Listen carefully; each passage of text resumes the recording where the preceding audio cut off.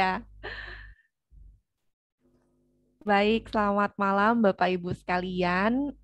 Ini saya senang sekali bisa ketemu dengan Bapak Ibu. Tadi seperti yang sudah disampaikan oleh Pak Hendra juga, perjalanan saya ketemu Floor Time ini dimulai waktu itu saya sedang mengambil profesi klinis anak di UI, magister profesi, jadi S2, tapi sekalian profesi psikolog klinis anak di UI. Saya mendengarkan pemaparan dari Dr. Dewi Utama. Dr. Dewi Utama ini adalah salah satu, waktu itu sih masih, waktu itu satu-satunya training leader atau seorang yang memiliki level yang paling tinggi dalam memberikan penjelasan tentang floor time adalah Dr. Dewi. Namun saat ini sudah ada beberapa sebenarnya dan salah satunya saya. Jadi kalau nggak ketemu Dr. Dewi, saya nggak kenal apa itu Dear Floor Time. Dan yang membuat saya tertarik sekali dengan floor time adalah bagaimana kalimat yang disampaikan oleh Dr. Dewi, kalimatnya Dr. Stanley Greenspan gitu ya. Nanti saya akan sampaikan apa ya kalimat itu dan kenapa itu sangat eh, menarik nih buat saya gitu dari sisi saya sebagai orang dewasa yang nanti akan mendampingi anak-anak ini ya gitu. Sehingga akhirnya saya mulai dari tahun 2008 kenal sama floor time, lalu untuk tesis saya, tugas akhir di S2 saya juga ngambil floor time, tapi saya baru ngambil sertifikasinya itu di tahun 2012 gitu ya. Tahun 2012 sampai dengan tahun sebenarnya sih setiap tahun selalu update ilmu gitu ya. Jadi jenjangnya itu cukup banyak gitu ya. Kalau kemarin saya lihat Pak Hendra ikut dengan Mautlerux ya, itu adalah level yang awal sekali gitu. Namun kalau misalkan hanya membaca aja materinya, Bapak Ibu sekalian bisa membacanya di website resmi dari ICDL. ICDL ini adalah lembaga yang mengurus sertifikasi floor time gitu ya. Cuman kan Bapak Ibu pasti bingung, saya belum tahu ini floor time ini apa gitu kan. Saya belum tahu apakah saya mau belajar lebih lanjut gitu. Kalau Pak Hendra kan, saya kayaknya tertarik nih gitu, jadi ngambil levelnya gitu ya. Nah, ini salah satu cara saya memperkenalkan floor time secara spesifik, meskipun saya lebih senang menganggap diri saya sebagai coach gitu ya, daripada sebagai training leader, karena kalau coach itu pendekatannya langsung kepada orang tua atau pendekatannya langsung kepada guru ataupun terapis yang memegang anak-anak ini dan bentuknya diskusi. Tapi kalau training leader ya menjadi trainer hanya apa ya semacam kayak pendidikan formalnya lah gitu ya. Kalau saya lebih senang untuk kita berdiskusi karena yang namanya anak-anak ini itu sangat unik nih kalau kita baca dari kacamatanya floor time ya gitu dan seringkali saya kalau di dalam baik mungkin Bapak Ibu yang baru kenal saya selalu mengaplikasikan floor time ini di dalam webinar-webinar yang saya berikan. Meskipun saya nggak bilang secara langsung bahwa metode ini adalah floor time, tapi filosofinya yang saya terapkan dan yang saya berikan. Jadi artinya, meskipun Bapak Ibu di sini tidak memiliki anak berkebutuhan khusus, gitu ya, atau saya belum punya anak gitu ya, atau saya hanya guru atau saya hanya tenaga kesehatan, namun dengan Bapak Ibu mengaplikasikan pemahaman dari Dear Floor Time itu sangat bisa membantu Bapak Ibu sekalian untuk memahami anak. Nah, ini kadang-kadang nanti saya akan menyebutkannya Dear Floor Time. Kadang-kadang juga saya akan menyebutkannya floor time. Sebenarnya sama, namun dengan ada kata dir-nya atau dir itu artinya gambaran dari framework atau cara berpikir, eh, modal berpikir dalam melihat anak nih, melihat individu nantinya gitu. Jadi kalau kalau saat ini sih kalau saya penerapannya saya seringkali menggunakan floor time, teknik floor time ini untuk masuk pada klien-klien yang sudah lebih besar, remaja, dewasa muda, gitu ya, lansia, karena pendekatannya memang untuk interaksi, relationship base, gitu ya. Saya mulai ya, Pak Hendra ya. Sebentar, saya akan. Baik, Bu PK, bisa langsung dimulai saja. Saya unmute ya, di sini sedang adzan. Oh iya, baik Pak.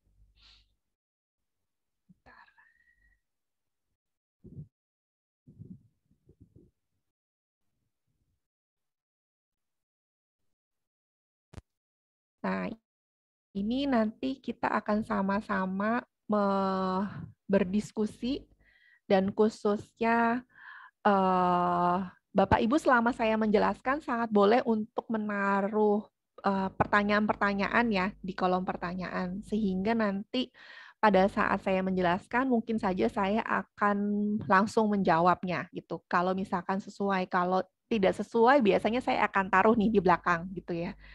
Nah, ini sedikit gambaran tentang saya, nanti Bapak Ibu bisa membaca. Saya sudah berpraktek dari tahun 2009 dan banyak klien-klien untuk anak, khususnya dengan gangguan-gangguan masalah perkembangan untuk anak, selama hampir 12 tahunan ini.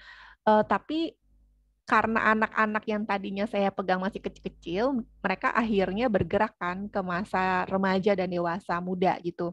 Sehingga beberapa tahun ini saya mulai untuk banyak pegang kasus-kasus dewasa muda gitu ya.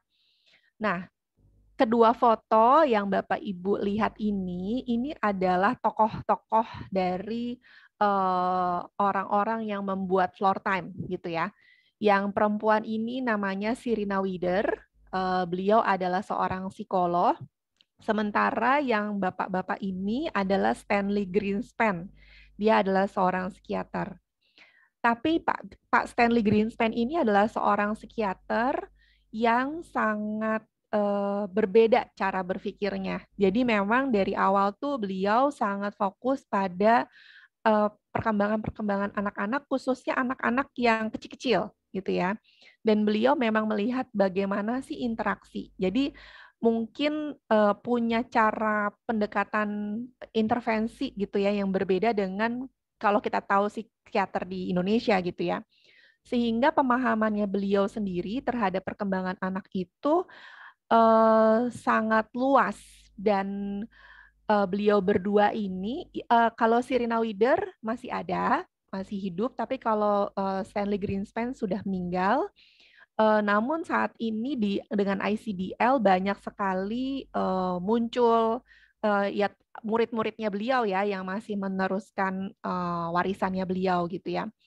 Buku-bukunya banyak, Bapak Ibu bisa cari juga, tapi memang masih dalam bahasa Inggris. Nah, ada bahasa Indonesia yang nanti saya juga akan tampilkan di sini, yang tadi Pak Hendra sampaikan, itu juga bisa dibaca.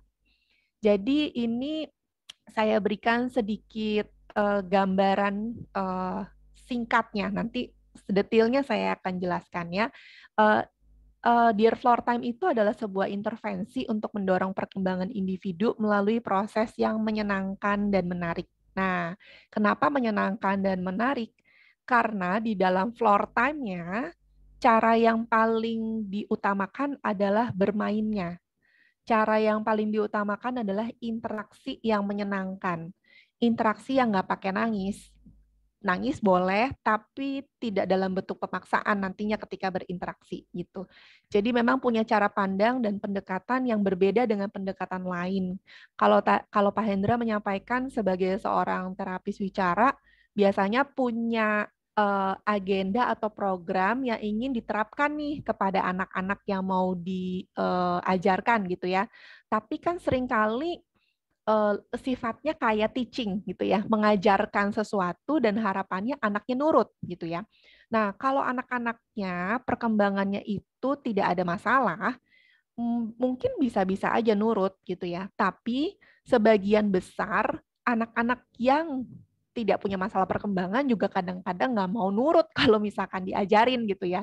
Sehingga floor time ini intinya adalah kita membawakan sesuatu Meskipun itu mungkin tidak menyenangkan buat si anak, tapi dengan cara yang tetap menyenangkan gitu loh. Meskipun anaknya nggak suka, tapi kita coba untuk pakai cara sehingga akhirnya anaknya mau. Tapi tidak dengan yang namanya reward gitu ya, atau nanti iming-iming gitu, nggak dengan cara seperti itu ya.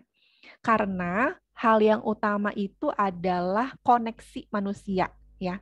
Koneksinya jadi dasar utamanya itu bagaimana kita berinteraksi, menjalin relasi dengan si anak ini gitu ya. Supaya nantinya perkembangannya si anak sendiri dan semua hal yang berhubungan dengan si anak, area perkembangannya itu akan dapat terpenuhi.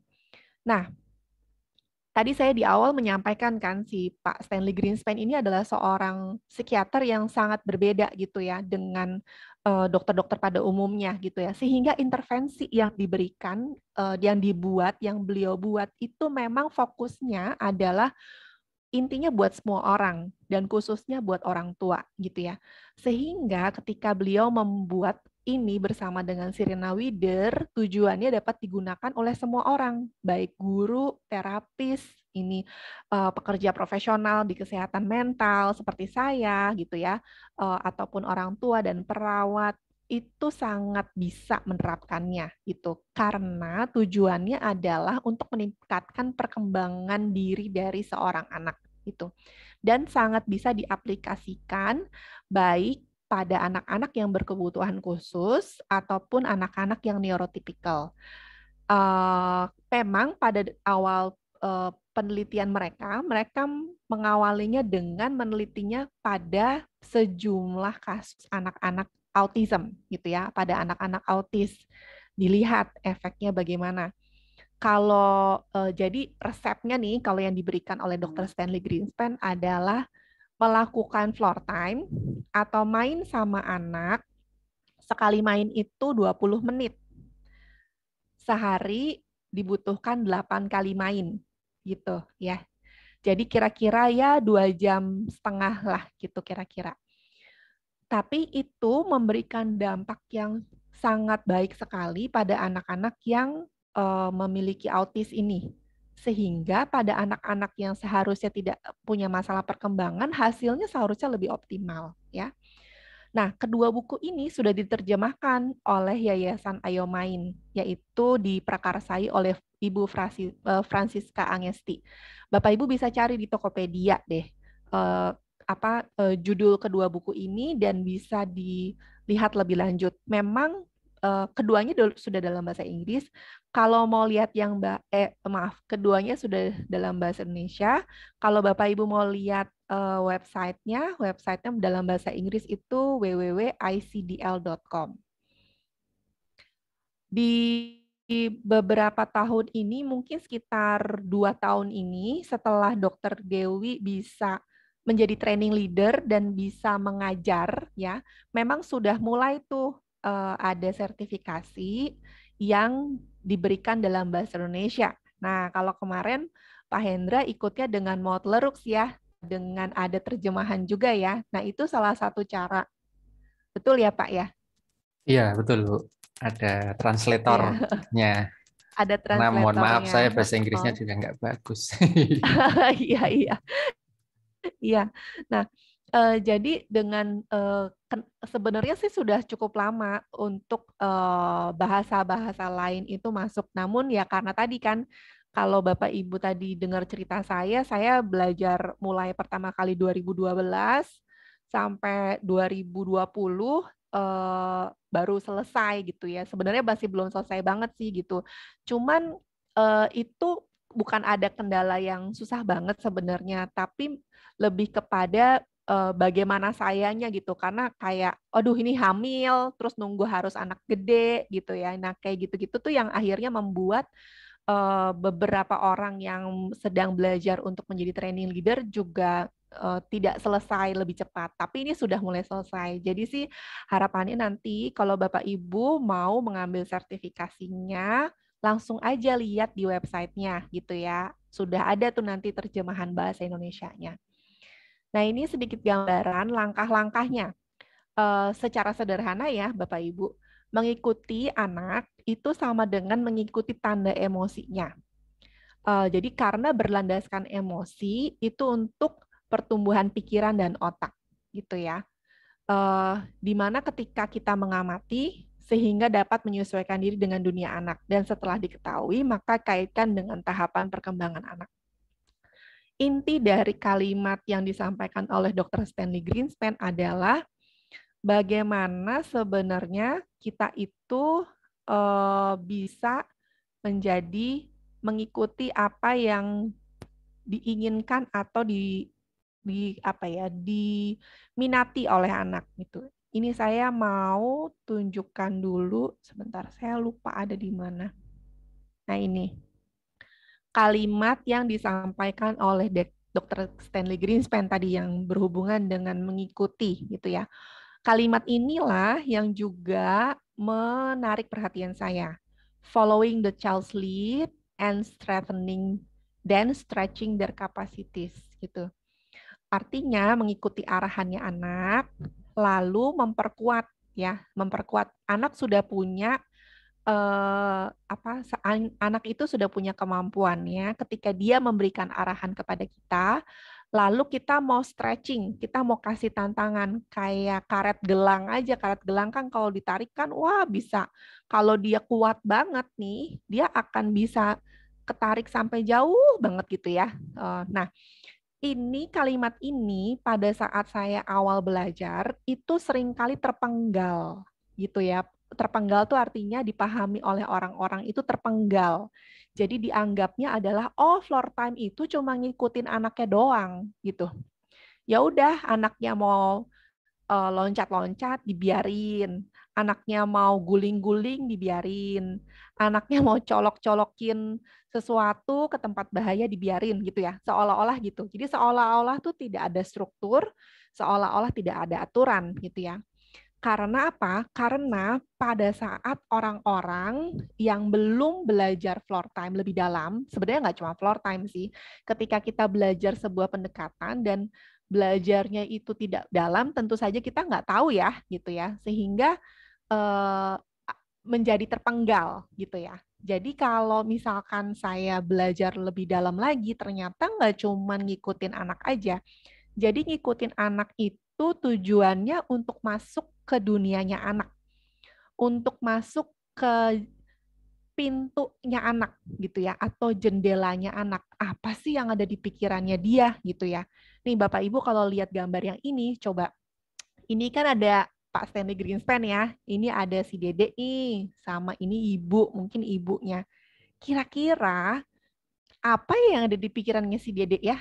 Coba Bapak Ibu boleh ketik, kira-kira menyampaikan apa ya yang ada di pikirannya si Dede nih, sehingga itu membuat dia tuh apa namanya mengarahkan ini tuh ke mamahnya gitu loh ya. Ya, silahkan Mama dan Bapak semuanya.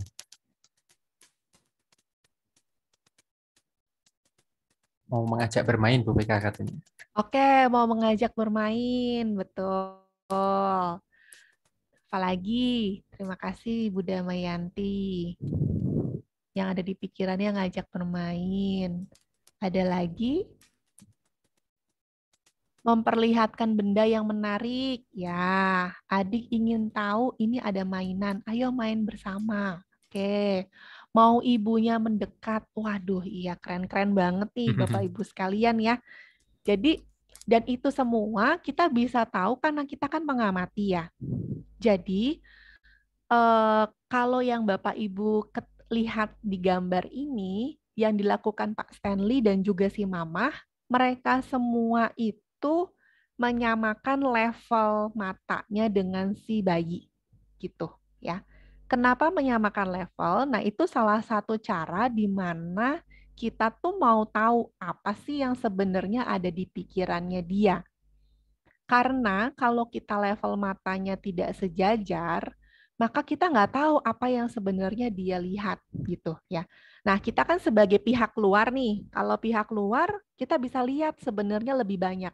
Tapi kalau kita sebagai si mama atau kita sebagai Pak Stanley Greenspan, belum tentu kita bisa paham kenapa sih bayi ini mau apa ya gitu ya.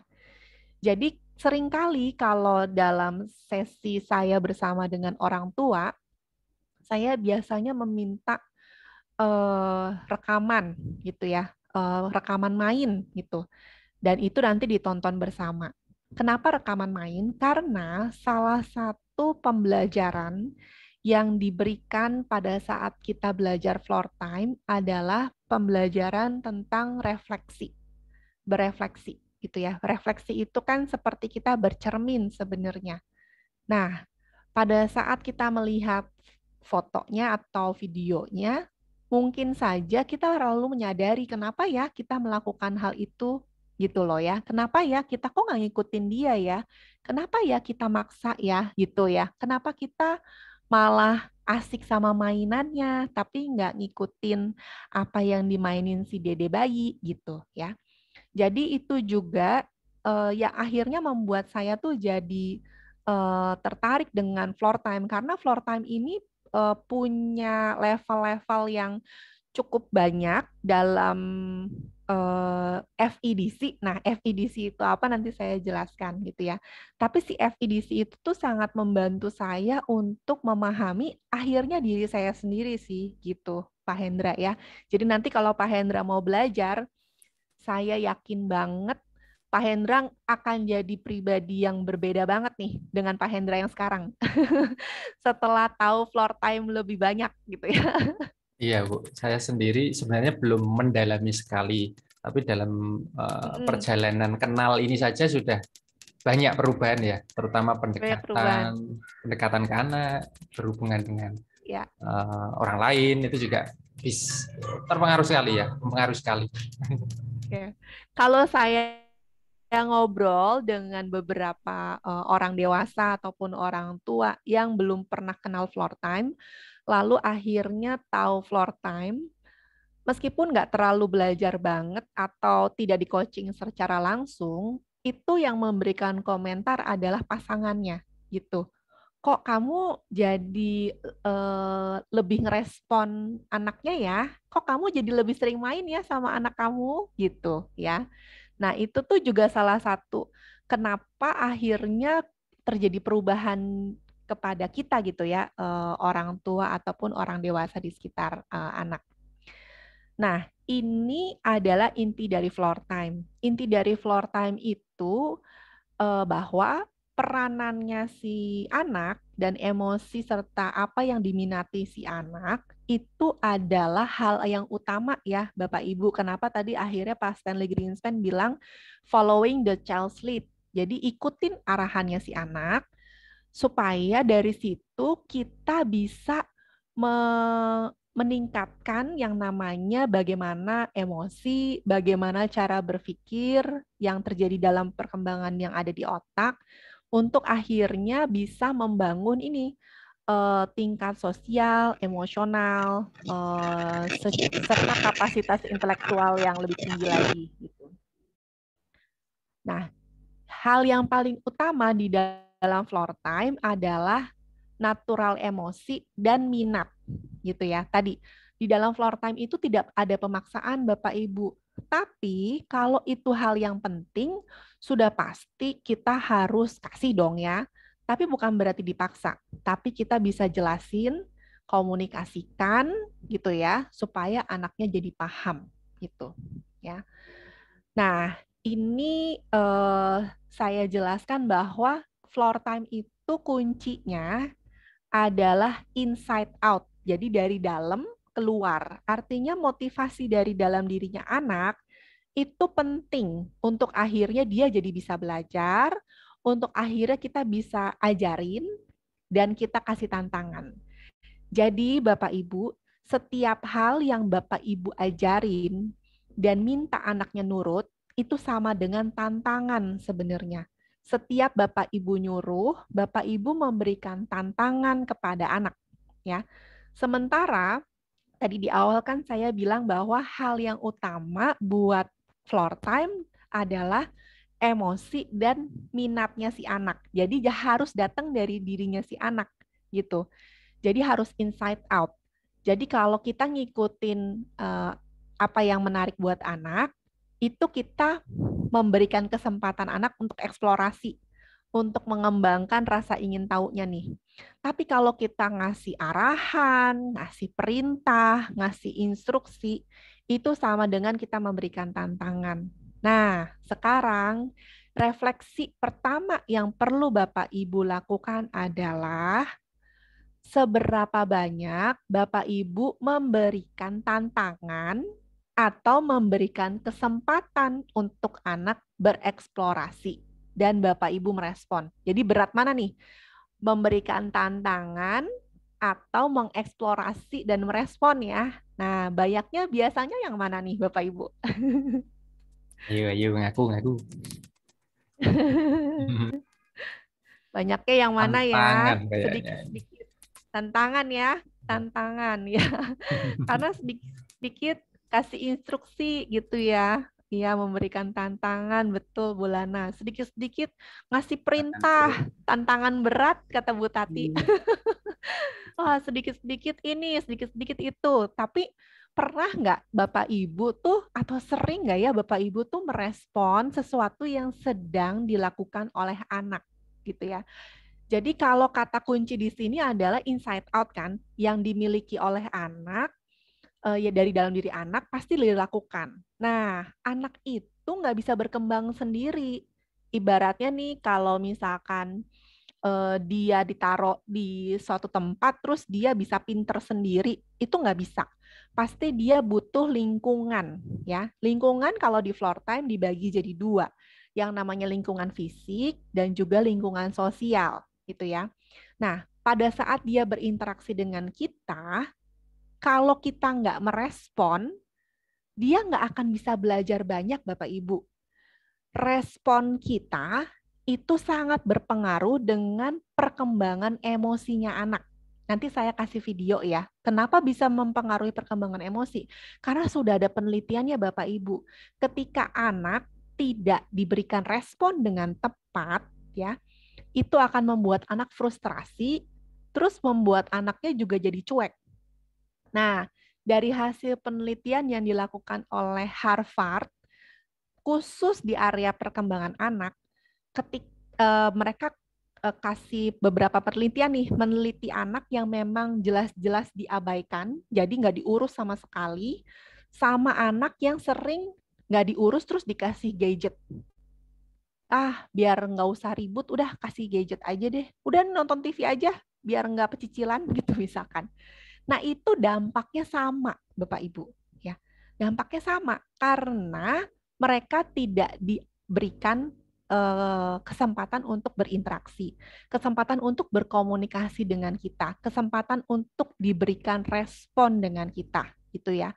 Sehingga yang mereka pelajari adalah, oh aku membuat sesuatu, aku menunjukkan emosi aku, aku dimarahin, ya udah aku diem. Aku begini, aku disuruh diem. Jadi kebanyakan semua tuh disuruh diem gitu loh, ya. Atau tadi diberikan tantangan-tantangan, itu juga disuruh diem sebenarnya diberikan tantangan gitu ya. Nah, kunci yang kedua adalah di floor time itu tidak ada dua orang yang sama gitu ya. Sehingga kalau tadi ini ada tulisan kan DIR, di sini I-nya itu adalah individual differences ya. Atau saya suka bilangnya bahasa sederhananya profilnya si anak. Individual differences itu apa? Intinya sih bagaimana kemampuannya dia, kemampuannya dia gitu ya. Lalu hal yang dia sukai apa dan hal yang nggak dia sukai apa. Kalau secara teori nih, bagi Bapak Ibu yang terapis atau Bapak Ibu yang dokter, psikolog gitu ya, I-nya itu, individual differences itu mengacu pada profil sensorinya anak. Mengacu pada bagaimana mekanisme biologis anak. Apakah anak punya alergi misalkan? Apakah anak punya hal medis khusus, misalkan ya dia punya masalah dengan gastro, dia punya masalah dengan reflux, dia punya sejarah pakai NGT misalkan, atau dia pakai dia tracheotomi gitu misalkan gitu ya. Itu kan pasti mempengaruhi perkembangannya di masa depan ya gitu ya. Nah, Sehingga profil itulah yang kita pegang, ya. Dan si Dear Floor Time ini modelnya itu strength base. Karena kenapa strength base? Nah, melakukan strength base ini susah banget Bapak Ibu buat saya dan seringkali buat sebagian besar orang. Karena seringnya kita hanya melihat hal negatif dari seseorang, ya, atau hal yang kurang dari seseorang. Tapi ternyata itu nggak cuma dari seseorang aja loh. Lebih mudah kita melihat hal negatif dari diri kita sendiri atau hal yang kurang dari diri kita sendiri. Betul ya, Bapak Ibu ya? Nah, si hal seperti itu, cara pandang seperti itulah yang akhirnya membuat kita jadi punya ekspektasi yang lebih tinggi kepada anak-anak kita ini, ya. Atau kepada kalau kita adalah orang dewasa di sekitar anak, ya kepada anak yang ada di sekitar kita ini, kita punya ekspektasi yang tinggi untuk ya harusnya kamu bisa dong, orang kamu umurnya udah segini gitu ya, harusnya udah ngomong dong, udah 3 tahun misalkan gitu ya. Tapi tidak melihat bagaimana profilnya anak secara kekuatannya dia, ya. Lalu di sini afek, ya. Afek itu berperan penting sekali di dalam interaksi floor time. Afek itu apa? Afek itu tuh saya suka pakai bahasanya tuh afek itu lebay lah intinya ya. Jadi menggunakan ekspresi wajah, bahasa tubuh, intonasi suara gitu. Kalau Bapak Ibu perhatikan dari tadi saya coba ngomong tuh pakai gerakan, pakai ekspresi wajah karena apa? Saya nggak mau Bapak Ibu ngantuk. Karena ini udah jam 7, bisa jadi Bapak Ibu udah makan malam. Aduh, saya dengerinnya mungkin sambil rebahan deh gitu. Wah, kalau saya ngomongnya pelan-pelan, nadanya rendah, udah bablas deh. Ya Pak Hendra ya. Insya Allah enggak ini, Bu. Semangat semua ini. Ya, semangat. Ya. Nah, lalu kunci yang selanjutnya adalah proses. Nah, proses ini tuh sangat sulit. Artinya, kita sebagai orang tua ataupun orang dewasa di sekitar anak sering pengennya tuh lihat, oke, perubahannya apa nih, gitu ya. Oh, targetnya anak ini dalam 1 bulan bisa apa ya? Nah, itu yang dikejar targetnya. Tapi nggak ngelihat prosesnya, nggak melihat minat anak ini gimana, nggak ngelihat emosi dari anak ini gimana gitu ya. Nggak ngelihat mungkin di rumahnya ada kejadian apa sehingga membuat anaknya tuh berperilaku seperti itu ya. Jadi kalau proses itu seringkali kita hanya kayak pukul rata gitu ya. Oh, kalau dia nggak bisa diem, berarti ini dia makannya harus dikurangin nih gitu. Tapi cuman lihat di area itu aja, tapi nggak ngelihat ke area-area yang lain gitu loh. Sehingga kalau di individual differences ini, di bagian I-nya, kita akan melihat nih semua kita yang ada di sini nanti kalau mau belajar floor time lebih dalam, akan belajar juga tentang profil sensori itu apa gitu ya. Akan belajar juga dengan perkembangan komunikasi pada anak itu gimana sih mulainya gitu ya. Akan belajar juga tentang emosi, akan belajar juga tentang motorik kasar, motorik halus gitu ya. Jadi area-area semua area perkembangan di anak itu akan dipelajari. Tapi bukan berarti kita jadi terapis wicara karena kita belajar tentang komunikasi gitu ya, atau kita akan menjadi okupasi terapi karena kita belajar sensori. Enggak, Bapak Ibu. Tujuannya untuk menangkap profilnya si anak. Sesederhana itu sih. Namun buat saya pribadi, saya bisa memahami individual differences ini butuh waktu banget gitu ya. Bukan berarti saya harus jadi harus akhirnya mendapatkan titel terapis tertentu, enggak, tapi sebenarnya untuk akhirnya saya memahami, oh anak ini tuh profilnya begini karena begini ya. Terus saya kan yang ngejelasin gitu kepada orang tuanya. Jadi salah satu yang kenapa floor time ini juga menarik, ketika profesional yang bekerja itu punya sudut pandang yang sama tentang floor time, kita diskusinya jadi enak. Coba terapis bicara lihatnya gimana? Oh, dokter rehab medik gimana gitu. Oh, psikolognya gimana. Oh, kalau ada masalah ini coba kita lihat tuh telusuri satu persatu gitu ya. Sehingga ketika orang tua menjadi titik utama yang akhirnya bisa membantu kita, itu jadi lebih terbantu akhirnya ya. Karena interdisciplinary dari semua treatment itu juga salah satu keunggulan dari floor time. Berbeda dengan terapi dengan pendekatan-pendekatan yang lain ya. Jadi saya sih berharap ketika Bapak Ibu di sini sudah mengenal sedikit tentang floor time atau dengan Pak Hendra yang sudah mulai mau menekuni lebih dalam, paling enggak sering ada diskusi tentang si anak ini nih, dari sudut pandang ini gimana, dari sudut pandang ini gimana. Karena di dalam floor time kita semua kayak kayak kita sedang memandang gajah sebenarnya. Tapi mungkin yang psikolognya lihatnya kakinya doang gitu ya. Terapi bicara lihatnya ininya aja, belalainya aja, okupasi lihat badannya aja dari belakang gitu ya. Dokternya lihat badannya dari depan gitu. Jadi karena punya sisi-sisi yang berbeda-beda, sehingga tuh jadinya kalau bekerja sendiri agak susah gitu ya. Mohon Sehingga izin, floor Bu. time ini, Iya, kenapa? mohon izin. Iya, benar sekali, Bu.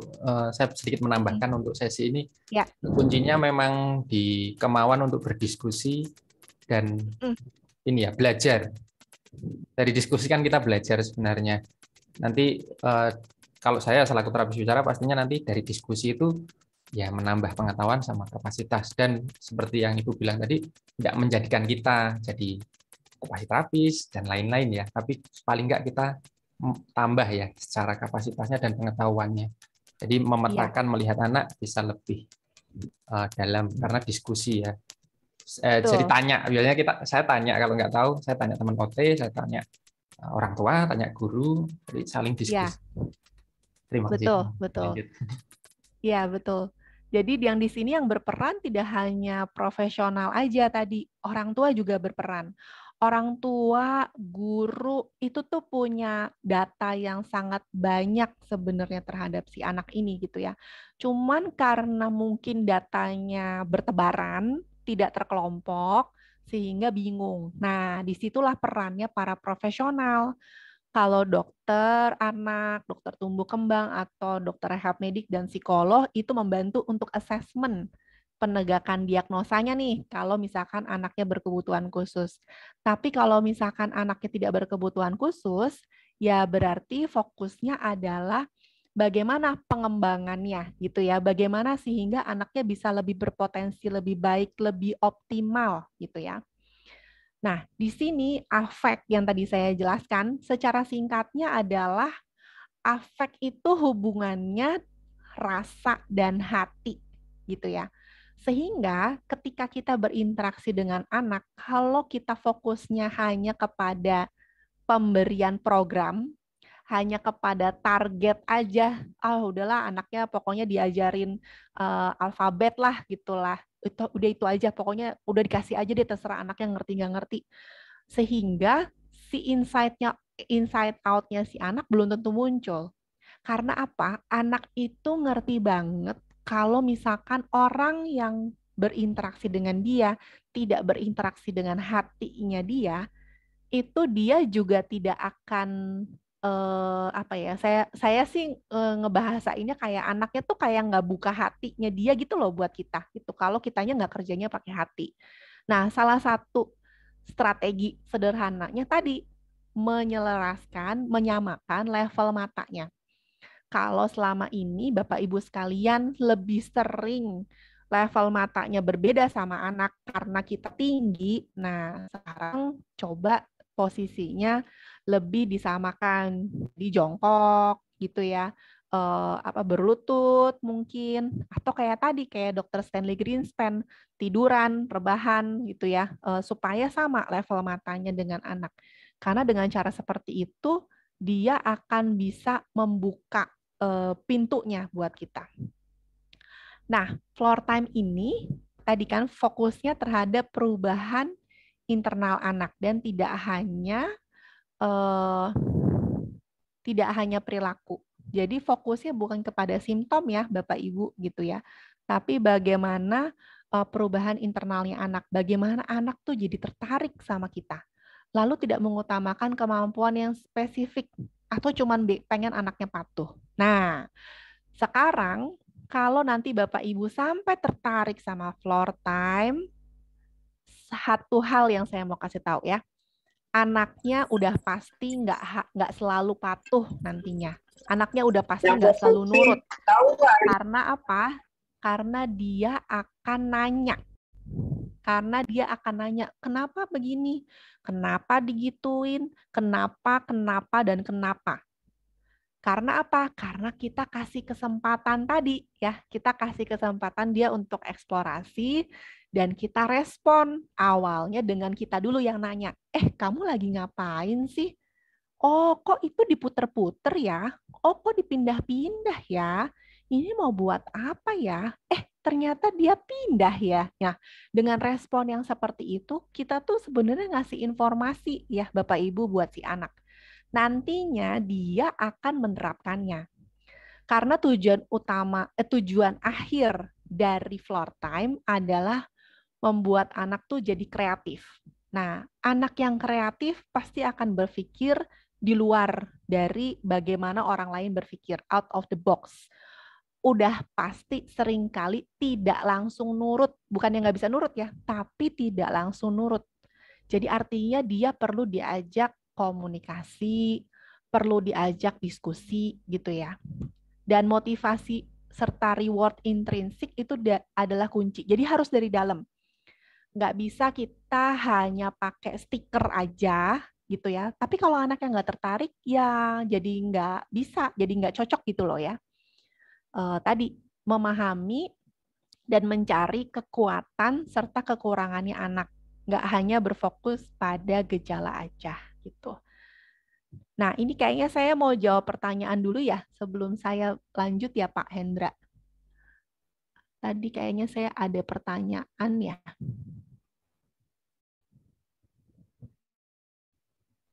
Atau mau di belakang aja atau gimana Pak Hendra? Pak Hendra masih Oh mute. iya, mohon maaf. Masih banyak nggak ya, Bu ya? Kira-kira yang Masih untuk banyak. materinya? Masih banyak ya, oke. Jadi makanya nggak apa-apa saya jawab dulu pertanyaannya. Nanti kalau yang sesuai saya akan mundur lagi ke belakang gitu. Ya, baik. Ada satu sih Bu pertanyaannya yang sudah ada lewat chat. Kalau misal main bersama, masak-masakan, pakai pom-pom, si anak mainnya sendiri dan ambil pom-pom ditaruh di mangkok. Terus kita bilang yang merah taruh mangkok kuning. Apakah itu termasuk tantangan? Lalu eksplorasinya yang bagaimana? Pertanyaannya gitu. Oke. Iya Bu Ayu, itu termasuk tantangan karena kita memberikan instruksi ya. Tapi kalau kita memberikan dia kesempatan untuk eksplorasi dan kita memberikan respon dengan itu yang diambil pada saat dia sedang melakukan ya. Misalkan dia ngambil warna merah, terus kita respon, Adek ambil warna merah ya? Wah, yang itu mau ditaruh mana? Kalaupun dia nggak menjawab kita, nggak apa-apa. Seringkali di awal-awal sesi floor time, atau ketika Bapak Ibu mencoba, itu kayak kita tuh seringkali ngomong sendiri gitu ya.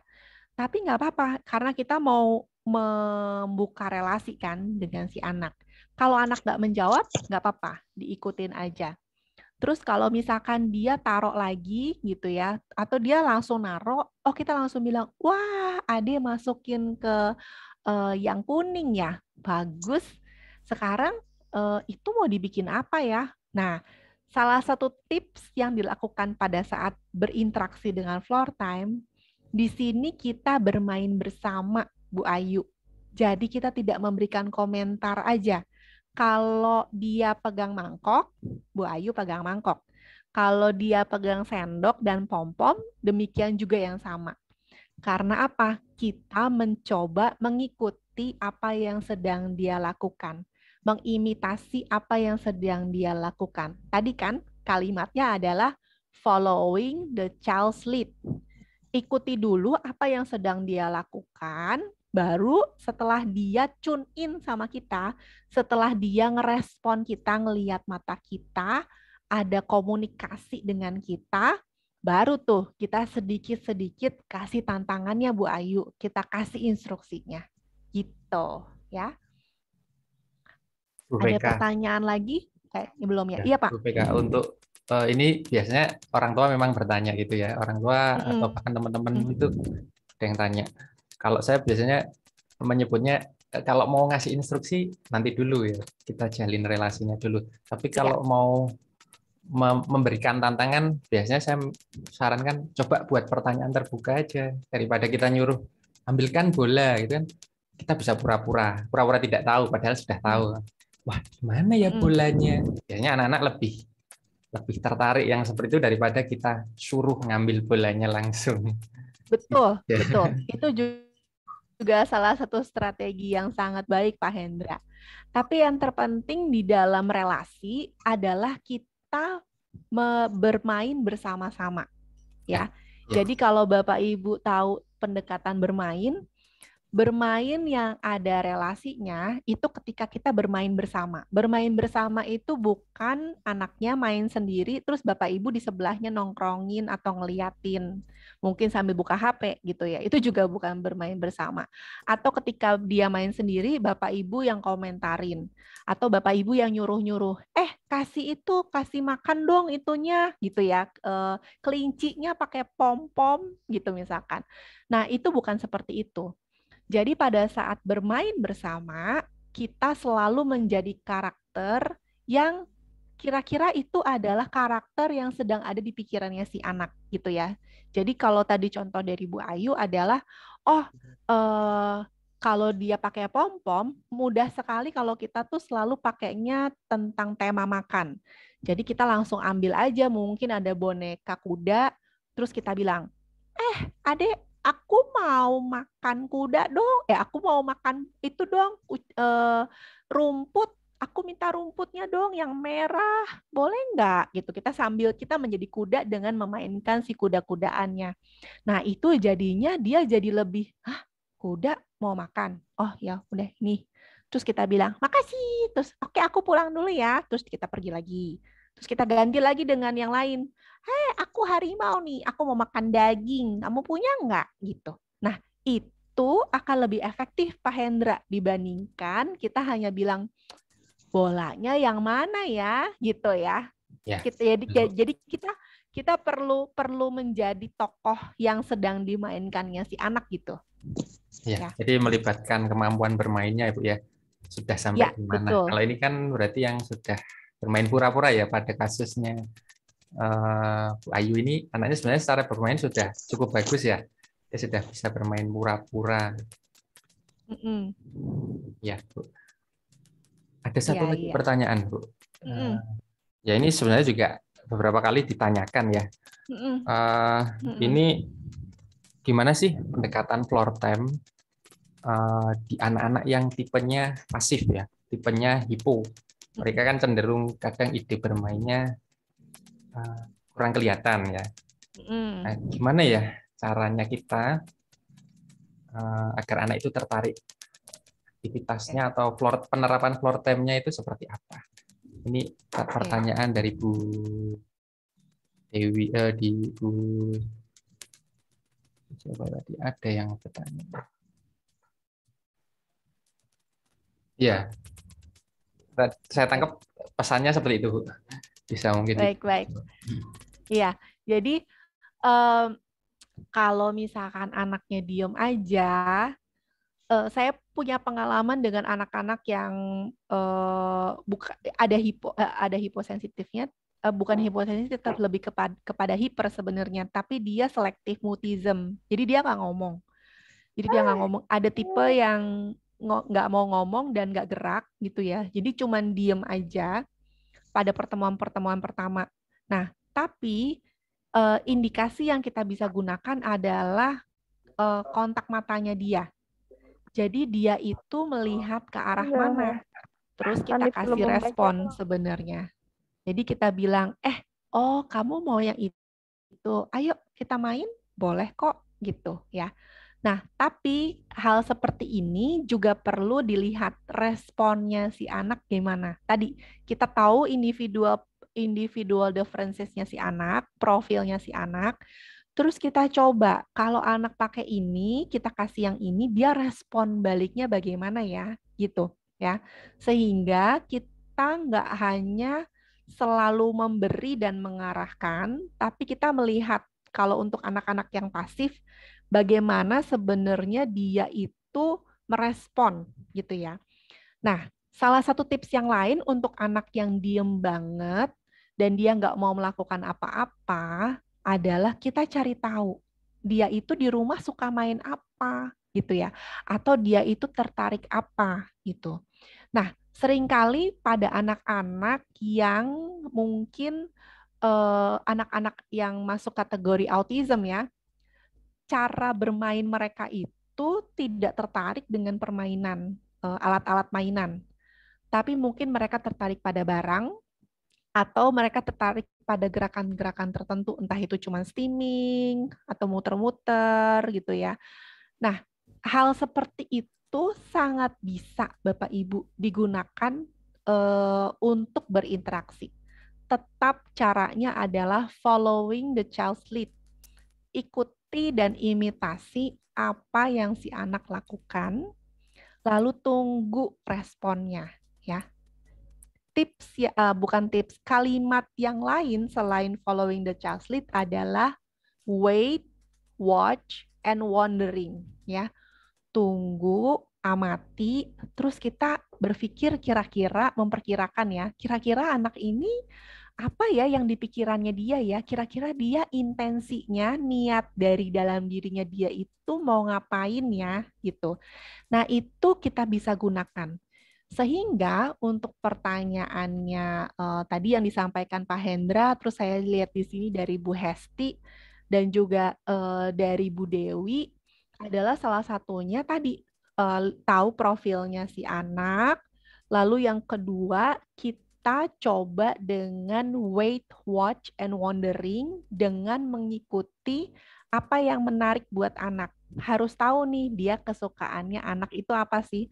Lebih mudah kalau kita memulai interaksi dengan anak tuh dimulai dari benda yang dia sukai atau benda yang kira-kira dia minati mau dimainkan dalam waktu yang lama gitu ya. Nah, itu adalah kesempatan kita untuk berinteraksi. Interaksi ini tidak harus selalu ngomong. Bisa aja interaksi cuman bahasa tubuh ya, karena kan mungkin dari Pak Hendra yang bisa lebih banyak menjelaskan kalau komunikasi itu bukan komunikasi bicara duluan ya Pak yang berkembang ya, tapi bagaimana bahasa tubuh, mimik mimik wajah gitu ya, komunikasi yang berkembang duluan gitu loh, bukan bicaranya sebenarnya. Betul begitu ya Pak Hendra ya? Iya, betul sekali, Bu. Komunikasi nonverbal ya, 0 sampai 1 tahun biasanya berhubungan dengan perkembangan emosi juga sebenarnya, Bu, ya. Dari kontak mata, ekspresi, gestur, interaksi dua arah, meniru, itu penting semuanya. Ya. Nah, ini juga saya mau jawab juga tentang Bu Dwi ya, secara lebih dalam. Kalau misalkan anaknya diem aja, lalu kita bingung nih minatnya apa, dipancing dengan mainan aja, diem aja, direspon juga nggak ada. eh, Biasanya dia sedang ngapain, Bu Dewi? Kalau dia sedang tidur, kita tidur aja di samping dia, gitu. Kita tidur di samping dia, terus kita juga apa dengar kita lihat dia sedang ngapain, terus kita bisa kasih respon seperti ini. Oh, kamu lagi lihat ke atas ya. Nah, biasanya anak-anak yang seperti ini dari pengalaman saya ya, tidak suka suara yang mungkin terlalu keras. Jadi mungkin tidak banyak ngomong, tapi kita suaranya kecil aja, atau cuman pakai bahasa ekspresi tadi gitu, mimik mimik wajah. Tidur, oh, tidur, aku tidur. Terus kita bisa pakai suara yang tiba-tiba kayak saya bilangnya ini suara sound gitu ya, kayak kukuruyuk gitu, bangun gitu. Jadi pakai ekspresi wajah coba deh Bu Dewi ya. Karena dengan ekspresi wajah itu juga seringkali menarik perhatiannya si anak. Gitu. Ini ada pertanyaan selanjutnya, saya jawab lagi, Pak Ya, Hendra. ya Bu. Oke, dari Bu Gazi ya. Untuk anak yang self-regulasinya masih buruk, hiper, banyak gerak, impulsif, pindah-pindah aktivitas gitu Ya, ya. ini Nah, kebalikannya. Ya. Bu Gazi, kebalikannya, iya nggak Ya. bisa diem banget. Ah, Jadi tadi Bu Gazi ya, salah satu kenapa floor time itu perlu tahu tentang profil sensorinya si anak adalah eh, istilahnya kita ketika kita tahu bahwa oh ternyata anak ini butuh melakukan sesuatu dulu. Dia punya kebutuhan gerak yang seperti apa. Dan saya nggak bisa kerja sendiri Bu kalau anak ini datang ke saya. Saya pasti butuh okupasi terapi dan saya kerjanya tuh bareng-bareng dengan fisioterapi juga. Kenapa fisioterapi? Karena dalam diskusi saya dan dalam saya melihat pengalaman saya berpraktek selama ini, fisioterapi itu punya andil yang sangat besar terhadap pola geraknya anak-anak ini gitu ya. Jadi tidak hanya mengajarkan anaknya berjalan aja gitu kalau memang dia belum bisa jalan, tapi yang terpenting polanya itu benar atau enggak. Karena kalau ada pola gerak yang salah, biasanya itu dipengaruhi atau mempengaruhi sensori gitu ya. Nah, ini saya tuh belajarnya dari para teman-teman terapis juga gitu. Dan kalau di floor time kita diperkenalkan dengan piramida belajar gitu yang Bapak Ibu bisa browsing juga tuh segitiga piramida belajar gitu ya. Nah, itu memahami sehingga akhirnya tuh gimana ya membantu regulasinya si anak. Ada satu istilah di floor time namanya koregulasi, Bu. Ya, Bu Gasi, co-regulation. Koregulasi itu artinya kita bisa menyamakan regulasi kita dengan anak, tapi tujuannya tuh ketika kita menyamakan, kita akhirnya membuat anak itu jadi tenang, ya. Karena di level pertama dari FEDC, tunggu sebentar ya. Jadi ini kan DIR model ini, DIR, itu saya jelaskan dulu. DIR itu D-nya adalah developmental, ya. Developmental ini kita nanti akan lihat dalam istilah yang lain, artinya FEDC atau Functional Emotional Developmental Capacities, gitu ya. Lalu I-nya adalah individual differences atau saya membahasakannya profilnya si anak. Lalu yang ketiga adalah R, relationship ya. Kalau di sini nanti Bapak Ibu bisa baca perbedaannya apa. Satunya model, DIR model, satunya sebagai floor time aplikasinya gitu.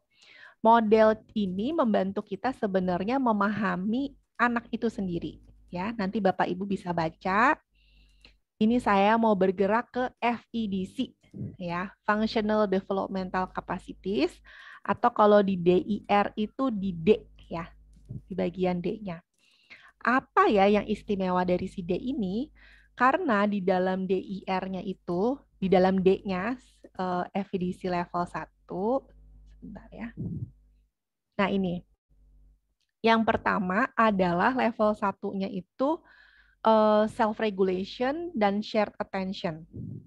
Tujuan utama dari level 1 adalah si anak bisa menjadi lebih tenang, bisa menjadi lebih aware, fokus, dan intinya siap, ya, siap untuk mengerjakan tugas, siap untuk berinteraksi, gitu ya, siap untuk melakukan sesuatu, gitu ya.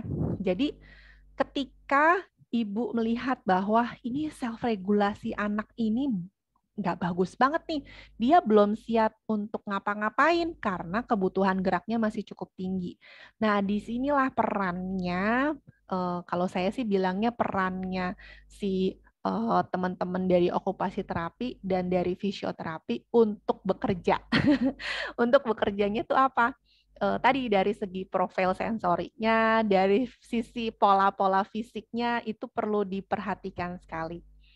untuk anak-anak berkebutuhan khusus sangat perlu dilihat ya, bagaimana sih level 1, karena level 1 ini kalau Bapak Ibu bayangkan piramida, level 1 itu pondasinya gitu. Jadi kalau pondasinya nggak kuat atau masih bolong-bolong, dia akan susah untuk menuju level-level selanjutnya.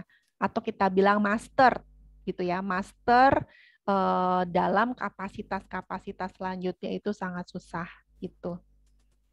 Eh, eh, nah, sehingga aplikasi floor time-nya, kalau ini terjadi pada anak-anak yang berkebutuhan khusus, atau ya tadi regulasinya masih kacau banget, dia perlu dipenuhi dulu ibu kebutuhan geraknya. Dia perlu gerak dulu, perlu kalau dia masih loncat-loncat ya berarti kita cari kegiatan yang memang dia bergerak, entah itu jalan, entah itu naik di trampolin, entah itu eh, lempar bola yang agak berat gitu ya, sehingga dia dapat input-input untuk geraknya gitu ya. Itu sangat perlu dilakukan. Kalau anaknya tidak berkebutuhan khusus tapi punya regulasi yang juga nggak bagus, dia harus main dulu, mungkin naik sepeda. Tapi ini kita nggak biarin sendiri loh, Bapak Ibu. Jadi tadi meskipun ini si level FVDC-nya ini dibayangkan sebagai piramida, tapi ketika kita mengerjakan level 1, level-level yang lain itu sebenarnya juga tersentuh gitu ya.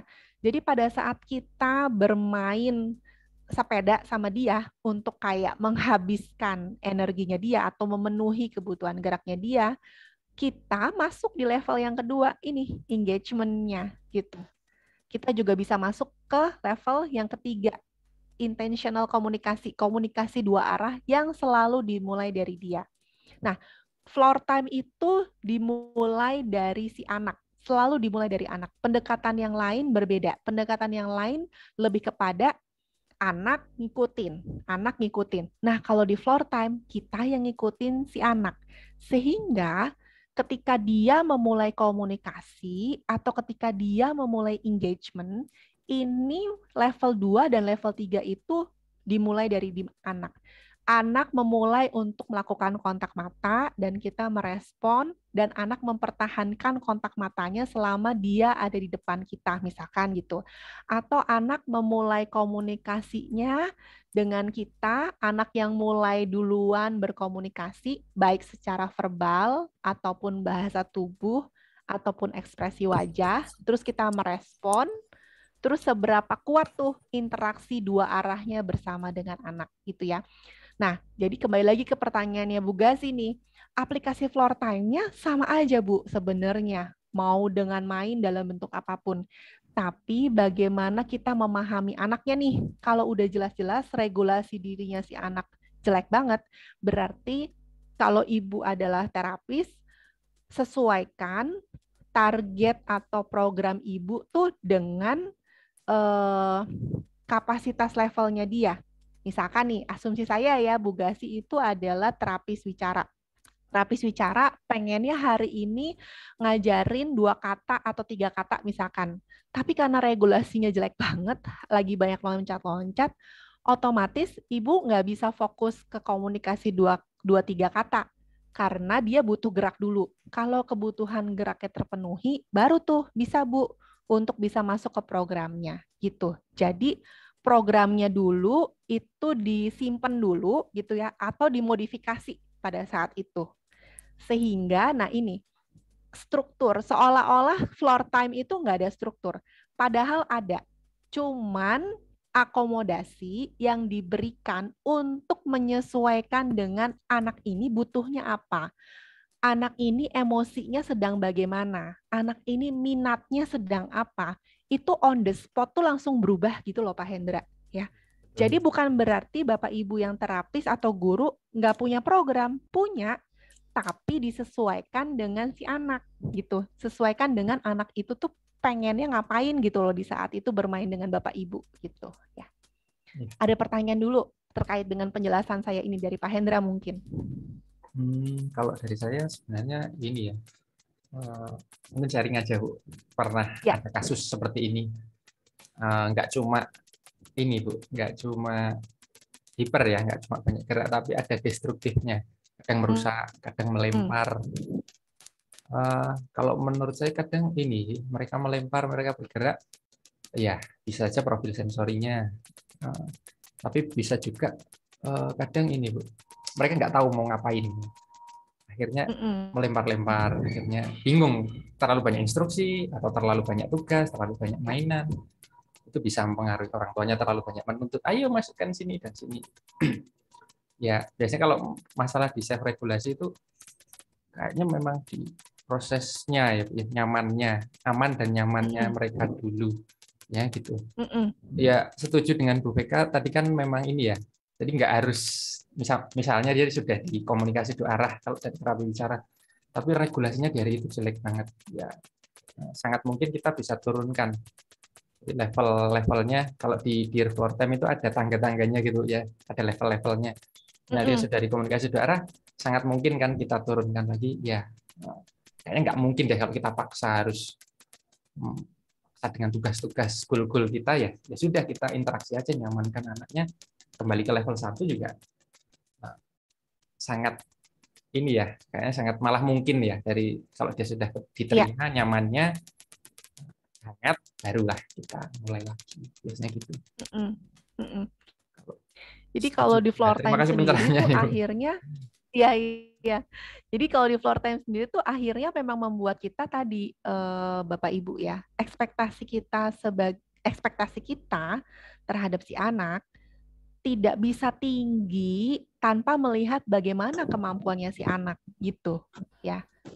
Jadi kalau tadi Pak Hendra bilang, oh kalau tadinya di atas, di level yang di atas, terus kita mesti turunin nih gitu. Nah itu karena kita lihat ekspektasi kita nggak bisa saat itu terpenuhi gitu ya. Bukan berarti kita nggak paksain. Ingat, ketika kita ngikutin apa yang diarahkan oleh anak dan kita memperkuat, baru kita bisa tarik Bapak Ibu, baru kita bisa kasih tantang. Iya, Ya, bisa balik lagi akhirnya ya. iya betul, betul Terapkan sekali. di yang destruktif tadi sekitar Mm-mm. 5-4 kali pertemuan, sekarang sudah komunikasi dua arah walaupun non verbal. Ya sudah Oh, mulai oke, banyak bagus ya. menunjuk, sudah banyak Heeh. menarik tangan, mengajak main, memberikan mainan, memulai interaksi itu sudah mulai muncul. Jadi enggak saya sendiri yang merasakan, orang tua juga senang sekali dengan pendekatan ini.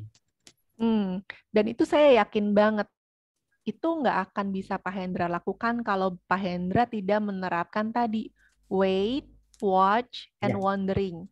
betul. Amati, observasi, nunggu nih. Nunggu itu susah banget ya buat kita orang dewasa nih. Karena kita apa bawaannya tuh pengennya tuh cepat segera biar selesai gitu ya. Karena mungkin kita tahu dia bisa gitu. Nah, itu di floor time ini kita diharapkan untuk menunggu supaya prosesnya itu ya tadi datang dari anak gitu, ya. Ya perhatian mungkin buat teman-teman terapis ataupun orang tua ya, perhatikan minatnya, gali sebanyak mungkin. Kira-kira minat anaknya di mana mungkin ya Bu ya. Dengan Ya, menanyakan ke orang betul. tua, menggali informasinya sebanyak mungkin dari juga pengamatan. Terus juga Mm. tadi sudah dijelaskan Bu Beka juga, jangan lupa afeknya. Ya kadang Ya, kita terlalu instruksinya terlalu datar-datar saja. Ayo masukkan. Ya, seperti ya. Kemarin kita ngadakan acara kumpul bareng orang tua dengan tema playing bonding. Saya undang dari pendongeng biar mereka mengajari ini Bu, menggunakan gestur, ekspresi, ah, nada. Jadi ya, kadang kalau kita yang ngajari ya, kurang enak ya, langsung dari pendongengnya. Biar kalau ya, ngajak main itu gunakan ini loh, pakai afeknya, pakai ekspresi dan ya, sebagainya. ya, Sama betul, iya, betul. di afek dan rasa hati dan motivasi. Terima kasih Bu Iya, untuk betul. diingatkan lagi ya. Rasa hati dan motivasi jangan lupa teman-teman. Nah, kalau soal afek ini, Pak Hendra, saya sering banget dapat pertanyaan dari para orang tua yang menyampaikan bahwa saya itu nggak bisa main, saya itu orangnya pendiam gitu ya. Ada suara ya. Nah, Oke, saya itu orangnya nggak bisa main, saya itu susah nih apa lebay-lebay gitu Bu, gitu misalkan. Nah, Sebenarnya nggak apa-apa. Jadi justru di floor time itu diajarkan, hanya saja masalahnya mau atau enggak gitu ya. Yang tadi saya bilang, ketika Betul, betul, betul. kita belajar tentang floor time, kita tuh akan jadi individu yang berbeda, Bapak Ibu ya. Akan individu yang jadi lebih peka. Jadi lebih peka terhadap situasi yang ada di sekitar kita. Nah, kalau kita siap dengan cara seperti itu, eh, pasti pendekatan kita juga jadi berbeda sebenarnya, gitu ya. Nah, ini saya jawab pertanyaan dari Queen ya, Ibu Queen. Tadi saya menyampaikan memang, oh bukan 2,5, jadi gini, Bu Queen ya, jadi main 20 menit, ini menurut Dokter Greenspan ya, arahan Dokter Greenspan adalah ketika orang tua gitu ya bermain di rumah, itu satu sesi bermain adalah 20 menit. 20 menit itu Bapak Ibu bermain bersama dengan anak, merespon anak tanpa ada gangguan apapun, nyamain level mata, wait, watch, and wondering gitu ya, selama 20 menit. Lalu setelah itu boleh istirahat gitu ya, lalu lanjut lagi 20 menit. Jadi satu sesi itu 20 menit dan arahannya 8 kali ya dalam sehari. Jadi nggak langsung 2,5 jam gitu kira-kira, enggak. Tapi itu kan sebenarnya sebuah resep yang kalau mau melakukan minimal segitu boleh gitu ya. Tapi kalau Bapak Ibu sudah eh, tidak, maksudnya kalau Bapak Ibu melakukannya tidak berdasarkan resep, tapi menerapkan filosofinya dan menerapkannya setiap Bapak Ibu merespon anak, itu udah lebih dari 8 kali sehari atau udah lebih dari 2,5 jam. Sehingga efeknya akan lebih besar, Bu Queen, ya. Sehingga eh, tidak perlu sampai, oh saya harus main floor time 8 kali nih dalam hari ini. Enggak perlu seperti itu. Tapi ketika Ibu cara pandangnya berbeda, pola berpikirnya berbeda, cara Ibu merespon juga berbeda, cara Ibu berinteraksi juga berbeda kepada anak, dan Ibu itu terapkan setiap hari dalam semua area lingkungan gitu ya. Akhirnya floor time adalah cara Ibu berinteraksi dengan anak. Karena di floor time tidak ada spesifik harus seperti apa, harus pakai alat main apa, harus di ruangan yang seperti apa, itu nggak ada.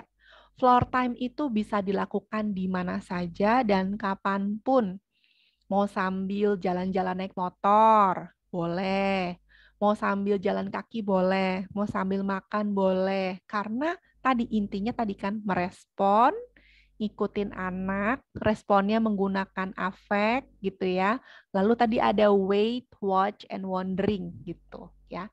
Ibu, Bapak, ini tuh secuplik aja loh penjelasan saya tentang floor time. Saya Kayaknya tahu waktunya ini susah berjalan banget dan cepat ini, Bu. mungkin iya, saya tahu banget Beneran. ini kayaknya nggak kebayang Bu Veka gitu ya. Ya nggak apa-apa, emang mesti belajar pelan-pelan. Jadi supaya penasaran gitu ya Pak Hendra ya Iya. untuk nanti. Oh jadi nanti saya mau belajar lebih tahu kayak Pak Hendra kan.